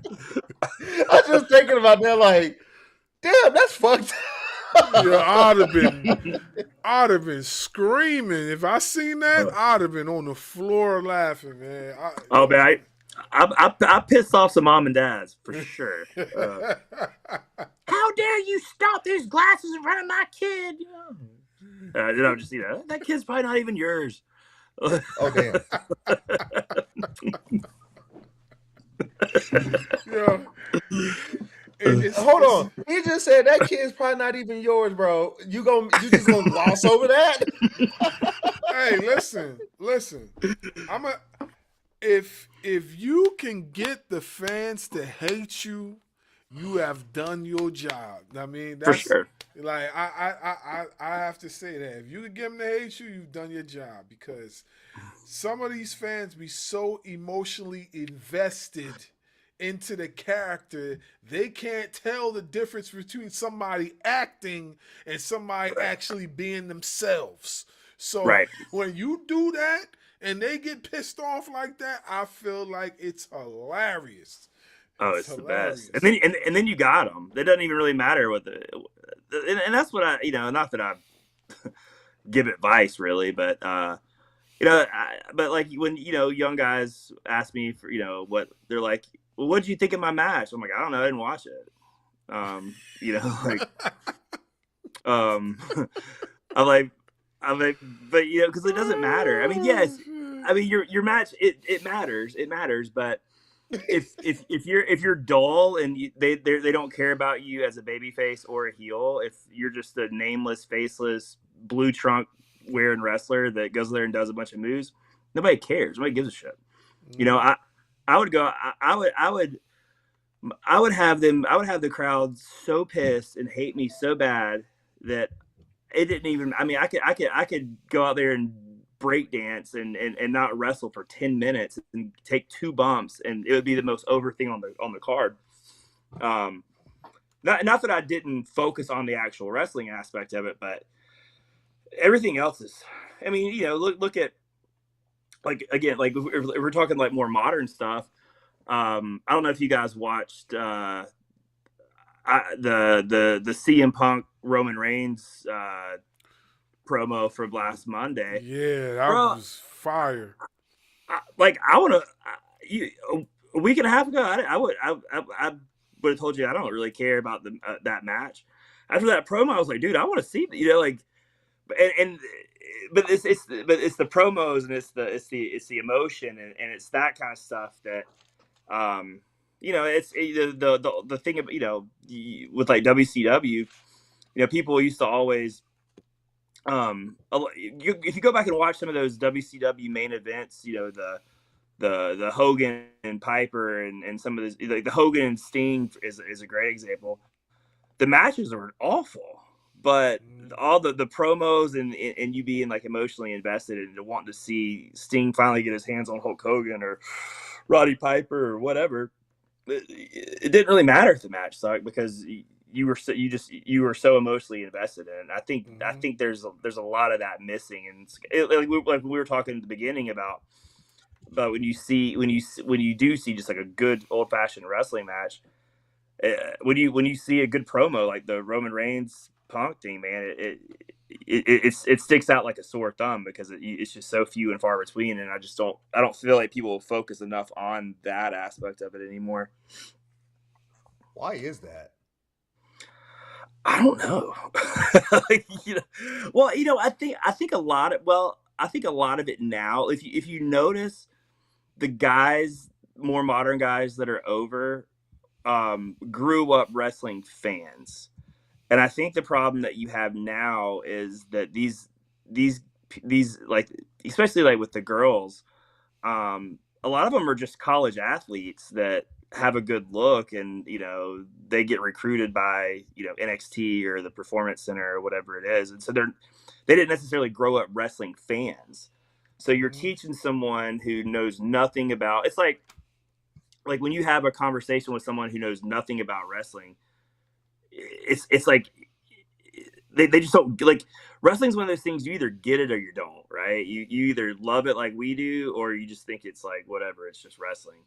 And I think that a lot of these newer school wrestlers just aren't fans. They just, you know, they played high school volleyball and, you know, are 6'4" and have a good body, and so they you know they saw an opportunity to make some money, which is cool. But it's not the same as, you know, like, you know, the older guys, like the guys that grew up in the territories that just, you know, wanted a shot, or, you know, like the second generation guys, you know, that are like, obviously, like the people now that are over are like your Usos, your Roman Reigns, your CM Punk, your Drew McIntyres, your Cody Rhodes, you know, but those are guys that grew up loving wrestling, and you can tell the difference between someone like that and freaking Maxine Dupree or whatever. You know what I mean? Like it's night and day. So I think that's really more to do with it than anything. And then you got the guys that are coming in from like the colleges and stuff, like Obafemi. Yeah. Like, then you got some of these freak athletes like him and Braun Breaker. I know Braun Breaker, his whole entire family was in the business, but he came from the football field. You know what I mean? And Obafemi came from the track field where he was throwing the shot put in the discus and stuff like that. But they took to the wrestling industry like they took to their respective sports. Yeah. Like they took it serious enough to where now they are looked at as the future of the For sure. industry. You know what I mean? Both of those dudes, I think that if we were to look back, I think within the next 3 or 4 years, Braun Breaker probably within the next year. But I'd never seen Obafemi until I watched the Royal Rumble last weekend. That dude's awesome. Like that dude's he's a stud. Like he's got. You talk about like total package. Like that guy has everything every quality you would ever want in a wrestler. Who does he remind you of when you look at Obafemi? Who does he remind you of? Because I could name a bunch of people, but I want to hear your perspective. If you, I'd have to watch more of his act because the Royal Rumble doesn't really give you a great because it's not really wrestling. It's more like punch, kick, throw. Mm-hmm. But if we're talking just look, kind of reminds me of like a Ron, like a young Ron Simmons. Mm-hmm. I know he was kind of he kind of gives me like some just because of his size, like some Ahmed Johnson vibes. Mm-hmm. We had Ahmed on the show. We had Ahmed on the show. Yeah, we had him. We had him like a few months back, like last year. Last year we had him on the show. Mm-hmm. That's cool. But yeah, I mean he's impressive, man. But I haven't really, like I said, I haven't seen him actual because I don't like. I know he's been like in NXT. I don't really keep up with NXT. So, but yeah, physically he's impressive, and he's got charisma, and he's got the stuff you can't teach. You can't teach being a monster with that kind of build and having that kind of charisma. So, I mean, the rest, the moves can be taught. The it factor can't be taught. He's got the it factor. So, I mean, he's 90% of the way there just based off of that. Yeah, I'm gonna give you some key matches to watch with him. Okay. Watch him versus Javon Evans. Watch him versus Ricky Saints. Watch him versus what's the guy's name that's deaf, but he looks like Randy Orton. Yeah. I forgot his name. Miles Bourne. Watch him versus Miles Bourne. Watch him. Of course, watch him versus Cody Rhodes. That was fire match. Watch him versus Cody Rhodes. There's a few others. But yeah, watch those. And trust me, you're definitely gonna like him. Like he's super dope. That's awesome. Yeah. I'll definitely check that out. Yeah. Sure. Sorry, my child came in here again. I gotta be in bed, bro. She done messed up my whole thought process. Go ahead, bro. Yeah. All right. So I'm gonna ask this last question, and then I'll let you take it away from there. So, if a young wrestler came to you today and said that they want to follow your path, what's the first piece of advice you'll give them about managing their career outside of the ring? I think the first thing would be take care of your body, but I mean, like, like I see these guys, that are like when I did the show a few months ago. Some guys, they had pretty cool looking gear and stuff like that, but like they don't physically look. I mean, they don't like you. I guess my verbiage would be look like you're the main event on the poster, So because nobody. Even if you're making $40 to go wrestle in front of 100 people, like those 100 people that paid $10 a ticket, They don't know that you only made $40. They know that the guys on WWE make millions of dollars. I mean, they probably know you're not making $1 million, but they probably think that you're doing okay. So like, you know, take care of yourself. Like get in the gym. Like have a good body. It's, you know, I think that's super important. I mean, there's enough fat guys that wrestle in t-shirts. You don't need to be one of them. So I would say, you know, take care of your body and, you know, and know who you are. Like we were talking about, you know, Dab Savage. I know exactly who Dab Savage is. Dab Savage is Chandler after 8 vodka drinks, you know, blaring Van Halen for the, you know, 3 hours, you know, swiping right on hot girls on Tinder. Like that's who Dab Savage is. And so like know who your character is. And because like we were talking about some of these other guys, like if you've got a good look and you've got charisma, like that's 90% of the battle. Like you can't teach those things. You have to actually, you know, you can't teach somebody to go to the gym. They either go to the gym or they don't. You can't teach somebody to be entertaining. They're either entertaining or they're not. So if you can master those two things, then I mean, you can learn how to do a headlock and a wrist lock and take a bump. And you know, psychology, you know, and I would also tell people as far as like the work rate goes, like always try to always work with someone who's better than you, which kind of goes hand in hand. Like I was blessed in the aspect of because I took so much pride in, like, you know, my look and all that kind of thing. I would always be the one that was going to wrestle, you know, the name, you know, maybe, you know, if they were bringing in a guy from TV, you know, they're going to want him to wrestle me because you put, I mean, I never got the chance to work with Buff, but, you know, like we'll take a guy like Buff, you got Buff Bagwell on a poster. You want somebody that can kind of match that look. So, you know, so if you're gonna, if you do those little things, you in essence are going to work with people that are better wrestlers and better workers than you are. And that's how you learn psychology. And that's how you learn, you know, the stuff that's harder to teach. So, so yeah, I mean, that's, that would really, yeah, take care of your body, perfect your craft and your gimmick, and try to always wrestle guys that are better wrestlers than you. Yeah, I think wrestling, I think when you do stuff like that, it definitely levels you up. I think in anything for that matter, it levels you up.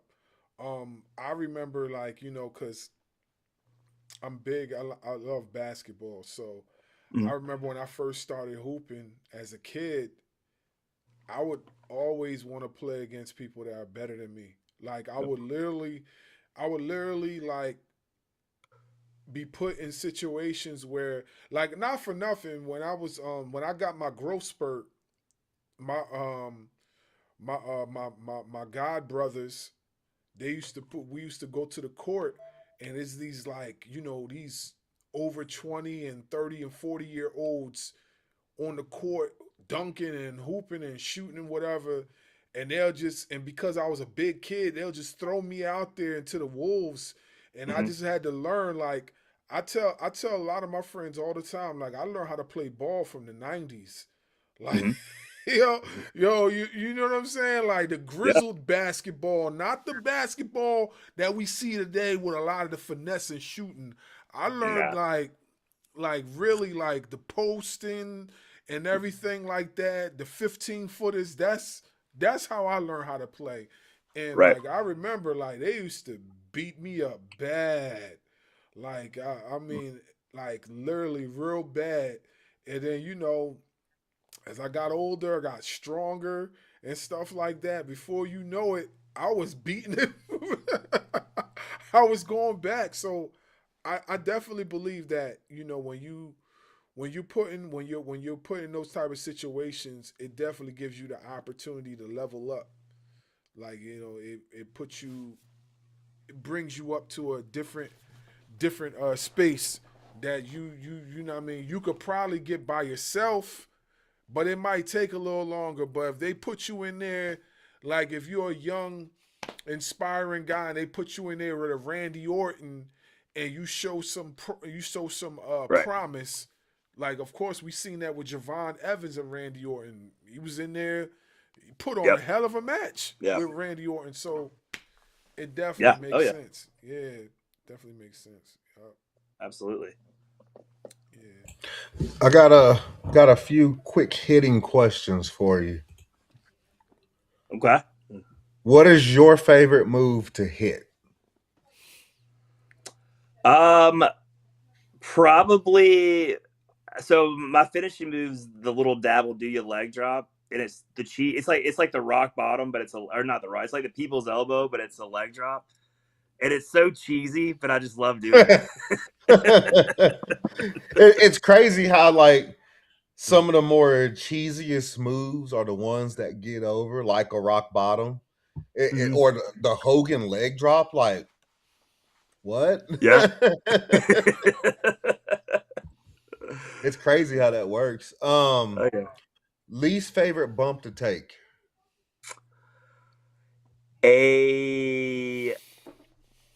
What's it called? I used to be petrified of body slams, but I worked with this guy for like we did a program for like 6 months, and he would literally like grab me in we would collar and elbow tie up, and he would just literally flip me and throw me right into a body slam, first move of the match every single time, because he knew that I hated him. That used to be. I'm not a power slams. I don't like. Just because you have to time it right, and there's a lot of room for error there. So I'd say probably power slams the bump that I hate the most. All right, match type you want more of. I like kind of gimmicky. Not when I say gimmicky, I don't mean gimmicky like street fight, cage match. I just mean gimmicky like to show your character. Like, like I used to do these matches where like, before we would.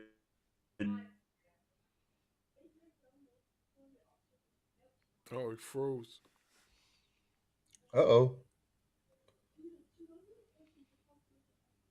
He froze.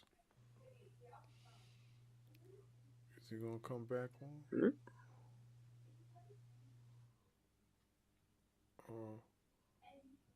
Technology, folks. Gotta love it. Gotta love it. Yeah, I love it. Technology. Yeah. Hey, while we waiting on Mr. Dab Savage to come back up, I just want to promo myself real quick. Last night, we all know was the Super Bowl. And we all know what happened at the Super Bowl. Mm-hmm. Bad Bunny had his halftime performance. I, for one, thoroughly enjoyed it. Yeah. I think he put on an absolute show. But there are some people out there in Trumpy land that didn't like it. So y'all go look at my page and see what I had to say about it. Yeah, we had a little bit of a technical difficulties, so I don't know that the system's bugging today. So I don't know, but that's your system, bro. That's your system. Ah, man. Yeah.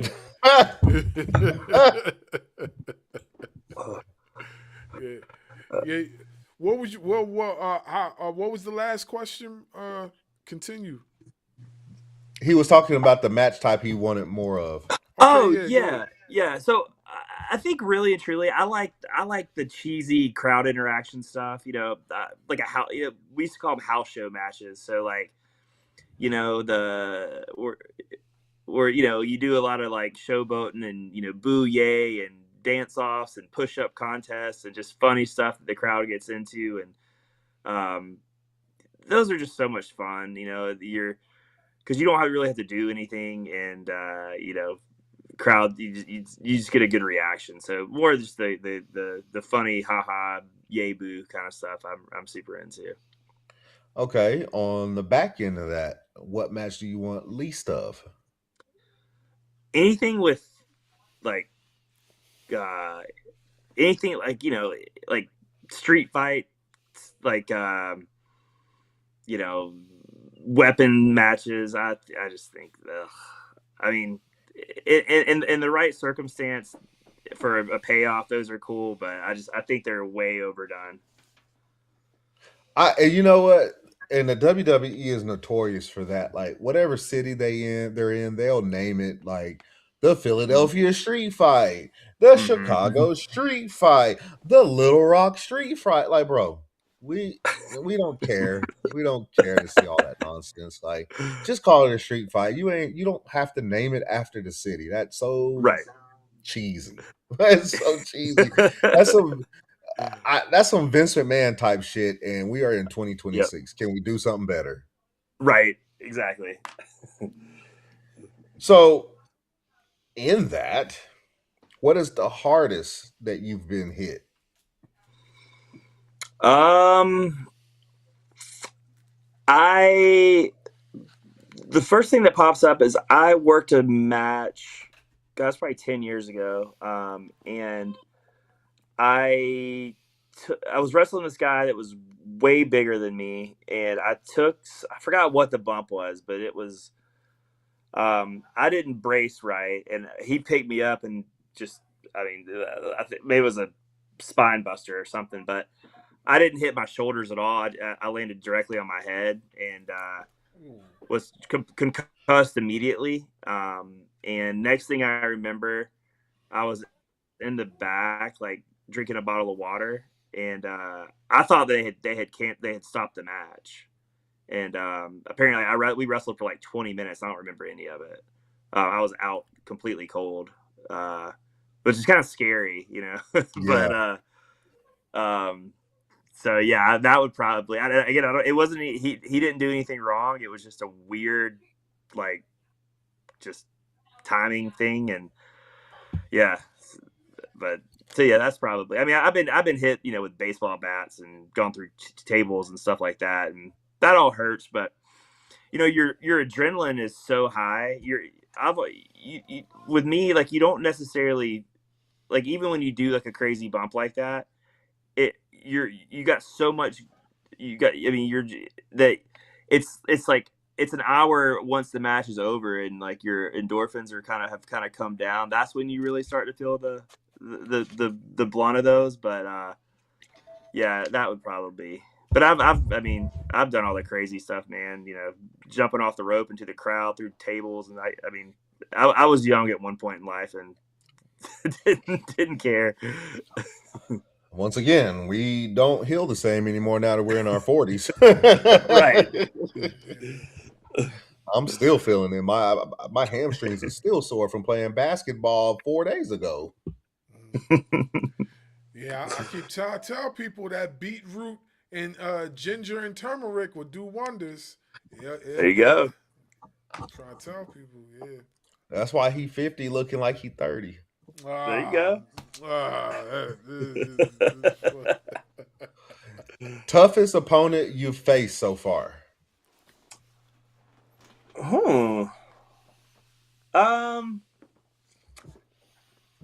Man, I've probably first one that pops in my mind was Chase Stevens from TNA. And not tough in a bad way at all. I was just really young, and he was like the first like name person that I wrestled. And he was, he didn't, he packed his punches and stuff like that. And yeah, Chase is one, and I've worked with people that probably had no business being in a wrestling ring that were tough for a different reason. Like, they were tough because you couldn't move them. You couldn't. They didn't go with you when you went to pick them up for a slam or something like that. So, but like, as far as a good tough, probably Chase. I'm gonna have to look into him. Yeah, music he's... or go ahead. Go. I apologize. Go ahead. No, I was just saying he's still doing his thing, man. He was in a tag team in the early TNA days called the Naturals. Yes, they were managed by Shane Douglas for a while too. But yeah, super good worker. Still looks good. He's older than me and still doing it full time. So, Who gave you the best advice early on, and what was it? Probably. Let's see. That's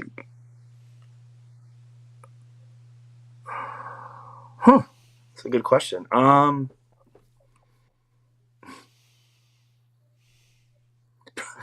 It's funny. It probably would be Chase, because we were working on this really crappy show, and he pulled me to the side and he said, "You see what all the rest of these guys are doing?"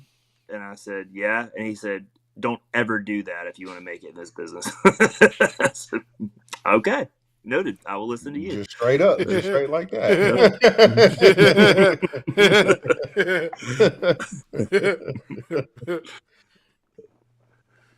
Dream opponent, any era.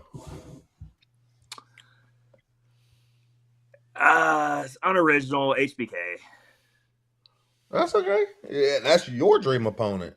Yeah, that's just for the nostalgia aspect of it. Yeah, I got to go Sean. Dream promotion to wrestle for. Oh man, I mean, I would say financially WWE, but if I was just gonna pick, because I was such a fan of WCW, if I would have been able to, during the height of the Monday Night Wars, Monday Nitro, that era, that would have been where it was at for sure.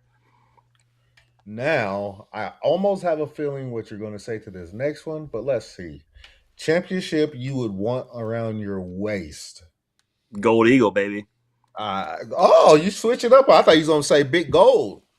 Gold Eagle, Winged Eagle, baby, Winged Eagle. I thought for sure he was going to say Big Gold because of WCW. I thought for sure. Man, that wing eagle belt, man, you got to think that era. Brett held that belt, Sean held that belt, Austin held that belt. That was the era where wrestling was so hot. It's just something I've got it. I actually have one framed that's signed by Hulk. It's just such a cool. I just love that. I love that design of that belt. Yeah. Oh, nice. That's awesome. Winged Eagle. Everybody loves the Winged Eagle, but the way you've been talking about WCW throughout this whole show, I thought for sure you was going to say Big Gold. Yeah, and I think it. Yeah, and I think the only reason is that I think towards the end, the Big Gold kind of got tarnished a little bit when you had, David Arquette and Vince Russo being champion. Where at least with the Winged Eagle, it got retired. I mean, it was never like a mockery of what it once was. So, I think if you cut out the last 4 or 5 years of WCW, then it would have been a 1 and a 1A. But I get it. I got 2 more. Okay. Trash talk or mind games? Trash talk. I love a good trash talker. And you know what really irritates me, and I know it's part of the mind games, and I know it's what he's supposed to do, and we didn't see it tonight. We didn't see it tonight on Raw, but when Gunther comes out in the middle of his music and he just has that laugh, that shit-eating laugh on, just makes me want to just like, bro, you just retired AJ Styles. Makes me just want to just punch him in the face. Oh my gosh. Yeah. And I get that's part of the mind games, but that irritates the piss out of me. Yeah. But that's what he's supposed to. He's doing Gunther reminds me of I don't know a ton about it, but he reminds me of someone that would have been just a nasty heel, like in the territory wrestling days. He's got that old school kind of vibe to him. He sure does. And I think he really prides himself on that too, because he does talk about sometimes in his promos about being old school like that, hard hitting old school. So Mm-hmm. I think he prides himself on being carrying that mantle of being the old school wrestler in the new school generation. Right, for sure. All right, last question for the quick hitters. What should fans expect next from Dab Savage? Man, um, you know, I, I don't know. It could be some book stuff. Could be some music stuff. Could be some acting stuff. Could be a combo of all of it. I don't know. I'm a very fly on the seat of my pants kind of guy, and when I see the opportunity, I try to take it. So we'll see. I I think I'm done wrestling, but I also get that itch every once in a while. So who knows? Never say never. Never say never. So real quick, I meant to ask you this earlier when we were still talking about the book. What was it like promoting and publishing your own book? Because a lot of authors, they have publishing companies that do all that stuff for them. But what was it like doing it yourself? You know, it's a lot because especially when you use like social media for promoting. Obviously it's like anything else. You got to do the grassroots marketing, the boots on the ground kind of stuff. But the social media stuff, it sucks because you feel like you're being like super annoying because you're posting the same shit every day. Like, hey, here I am again. So you try to be clever with it and not make it super annoying. As far as the publishing aspect of it, though, I did, and I mean, clearly, there's grammatical stuff, but I wanted it to be my words, and so I wanted it it's not clean, it's not pretty, it's if we were all sitting around having a conversation, I wanted it to sound like that. So I wanted you to know, like, these are my words. This isn't some AI bullshit. This isn't. It's not supposed to be pretty. So like that was kind of gratifying. So like I one of my friends is like an English major. He's like, he's super nerdy, and he's like, man, I've already found 4 words that are misspelled. I'm like, yeah, but that's how I would say the fucking word. Like that. Don't overanalyze this. But no, it was cool, and to just kind of have the freedom of no one trying to change it or make it too pretty is cool for sure. Well, Bars, you got anything else? No, that was it. That was it for me. Well, yeah. Mr. Dab, if you want to go ahead and plug in all your socials and everything so we can make sure all of our followers go give you a follow too. Absolutely. And first off, I just appreciate you guys having me on here, man. We've been going for a while. This has been a cool, just a chill conversation, man. I feel like I've known you for years, and we met an hour ago. So I appreciate your time and giving me this platform to talk and get to know each other. And and as far as the my socials, easiest is probably just my Instagram. I had a crazy ex-girlfriend, so I was banned from Instagram. I got kicked out of Instagram for like a year. I'm trying to get my legs back under me and post and stuff like that. But so yeah, I'm just at Dab Savage on Instagram. And then the link for the book is there as well. And any of your listeners out there that are interested in like an actual physical I know I'm an old school guy. I like physical stuff. We stare at screens enough all through the day as it is. So last thing I want to do after I've stared at a screen all day is stare at a screen in my free time to read. So if you just give me a follow, anyone that's interested, just shoot me a message, and I'll get you a hard copy on the way. And just give me a follow. I'll who knows what kind of crazy nonsense I'll be up to in the next upcoming months, but I guarantee it'll be entertaining. So Absolutely. And I shot you a follow from my personal account. It's Darkwing Dub. It's just a picture of what I would consider a heel version of Darkwing Duck. So you'll know it when you see it. Awesome. I'll shoot you a DM either tonight or in the morning about getting information on how to get the book from you, because I definitely want a copy. Cool. Yeah, Perfect. I think I followed you already. From my other account, from my Bars Wrestling Media account. I think I did already. Yep, right here. So I followed you. So I'm definitely gonna be hitting you up about the book and everything, like how I can get a copy and stuff. Perfect. Y'all make sure to go show our new friend. And you know what? Hold on real quick before I say that. Everybody says the same thing.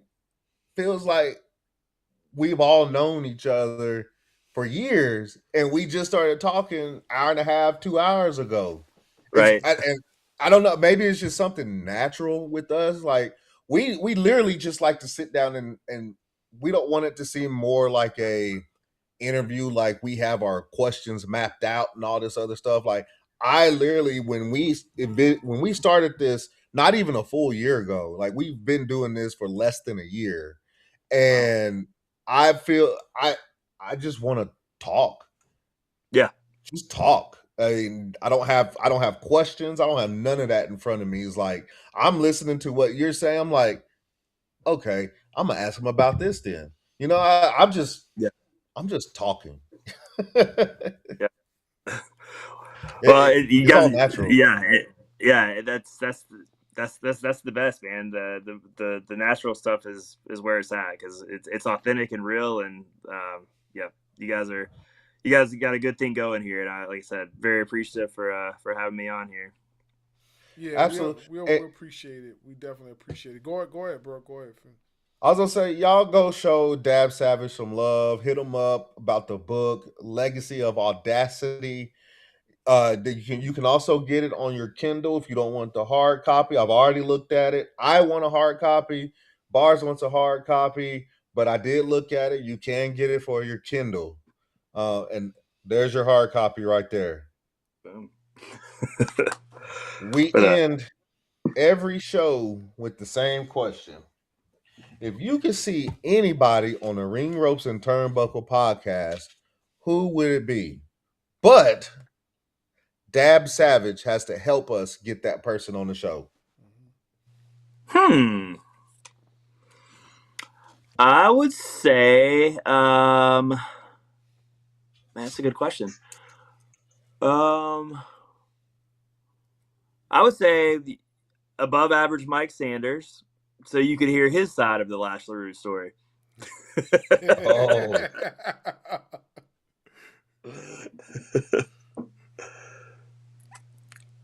Above average Mike Sanders.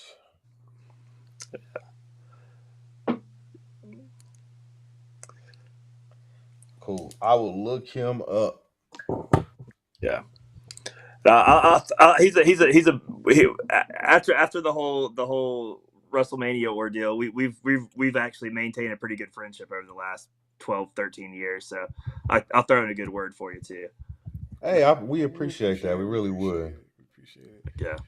Yeah. Once again, we appreciate you for taking time out your busy schedule to be on the show, talk about your book, shoot the shit, and just other things. We are grateful, and you are family now. So, you know what I mean? Don't be a stranger. If you got something going on, hit us up. We definitely schedule you. Be back on the show. We could talk that talk as usual. Perfect, man. I love it. I appreciate it. Yeah. And that is the interview for this evening. We hope you guys were watching. We thank you guys for watching. And we'll be back with another interview and another episode. Stay tuned. Bars Wrestling Media, the dynamic one, Darkwing Dub. Special guest, Dab Savage. Salute.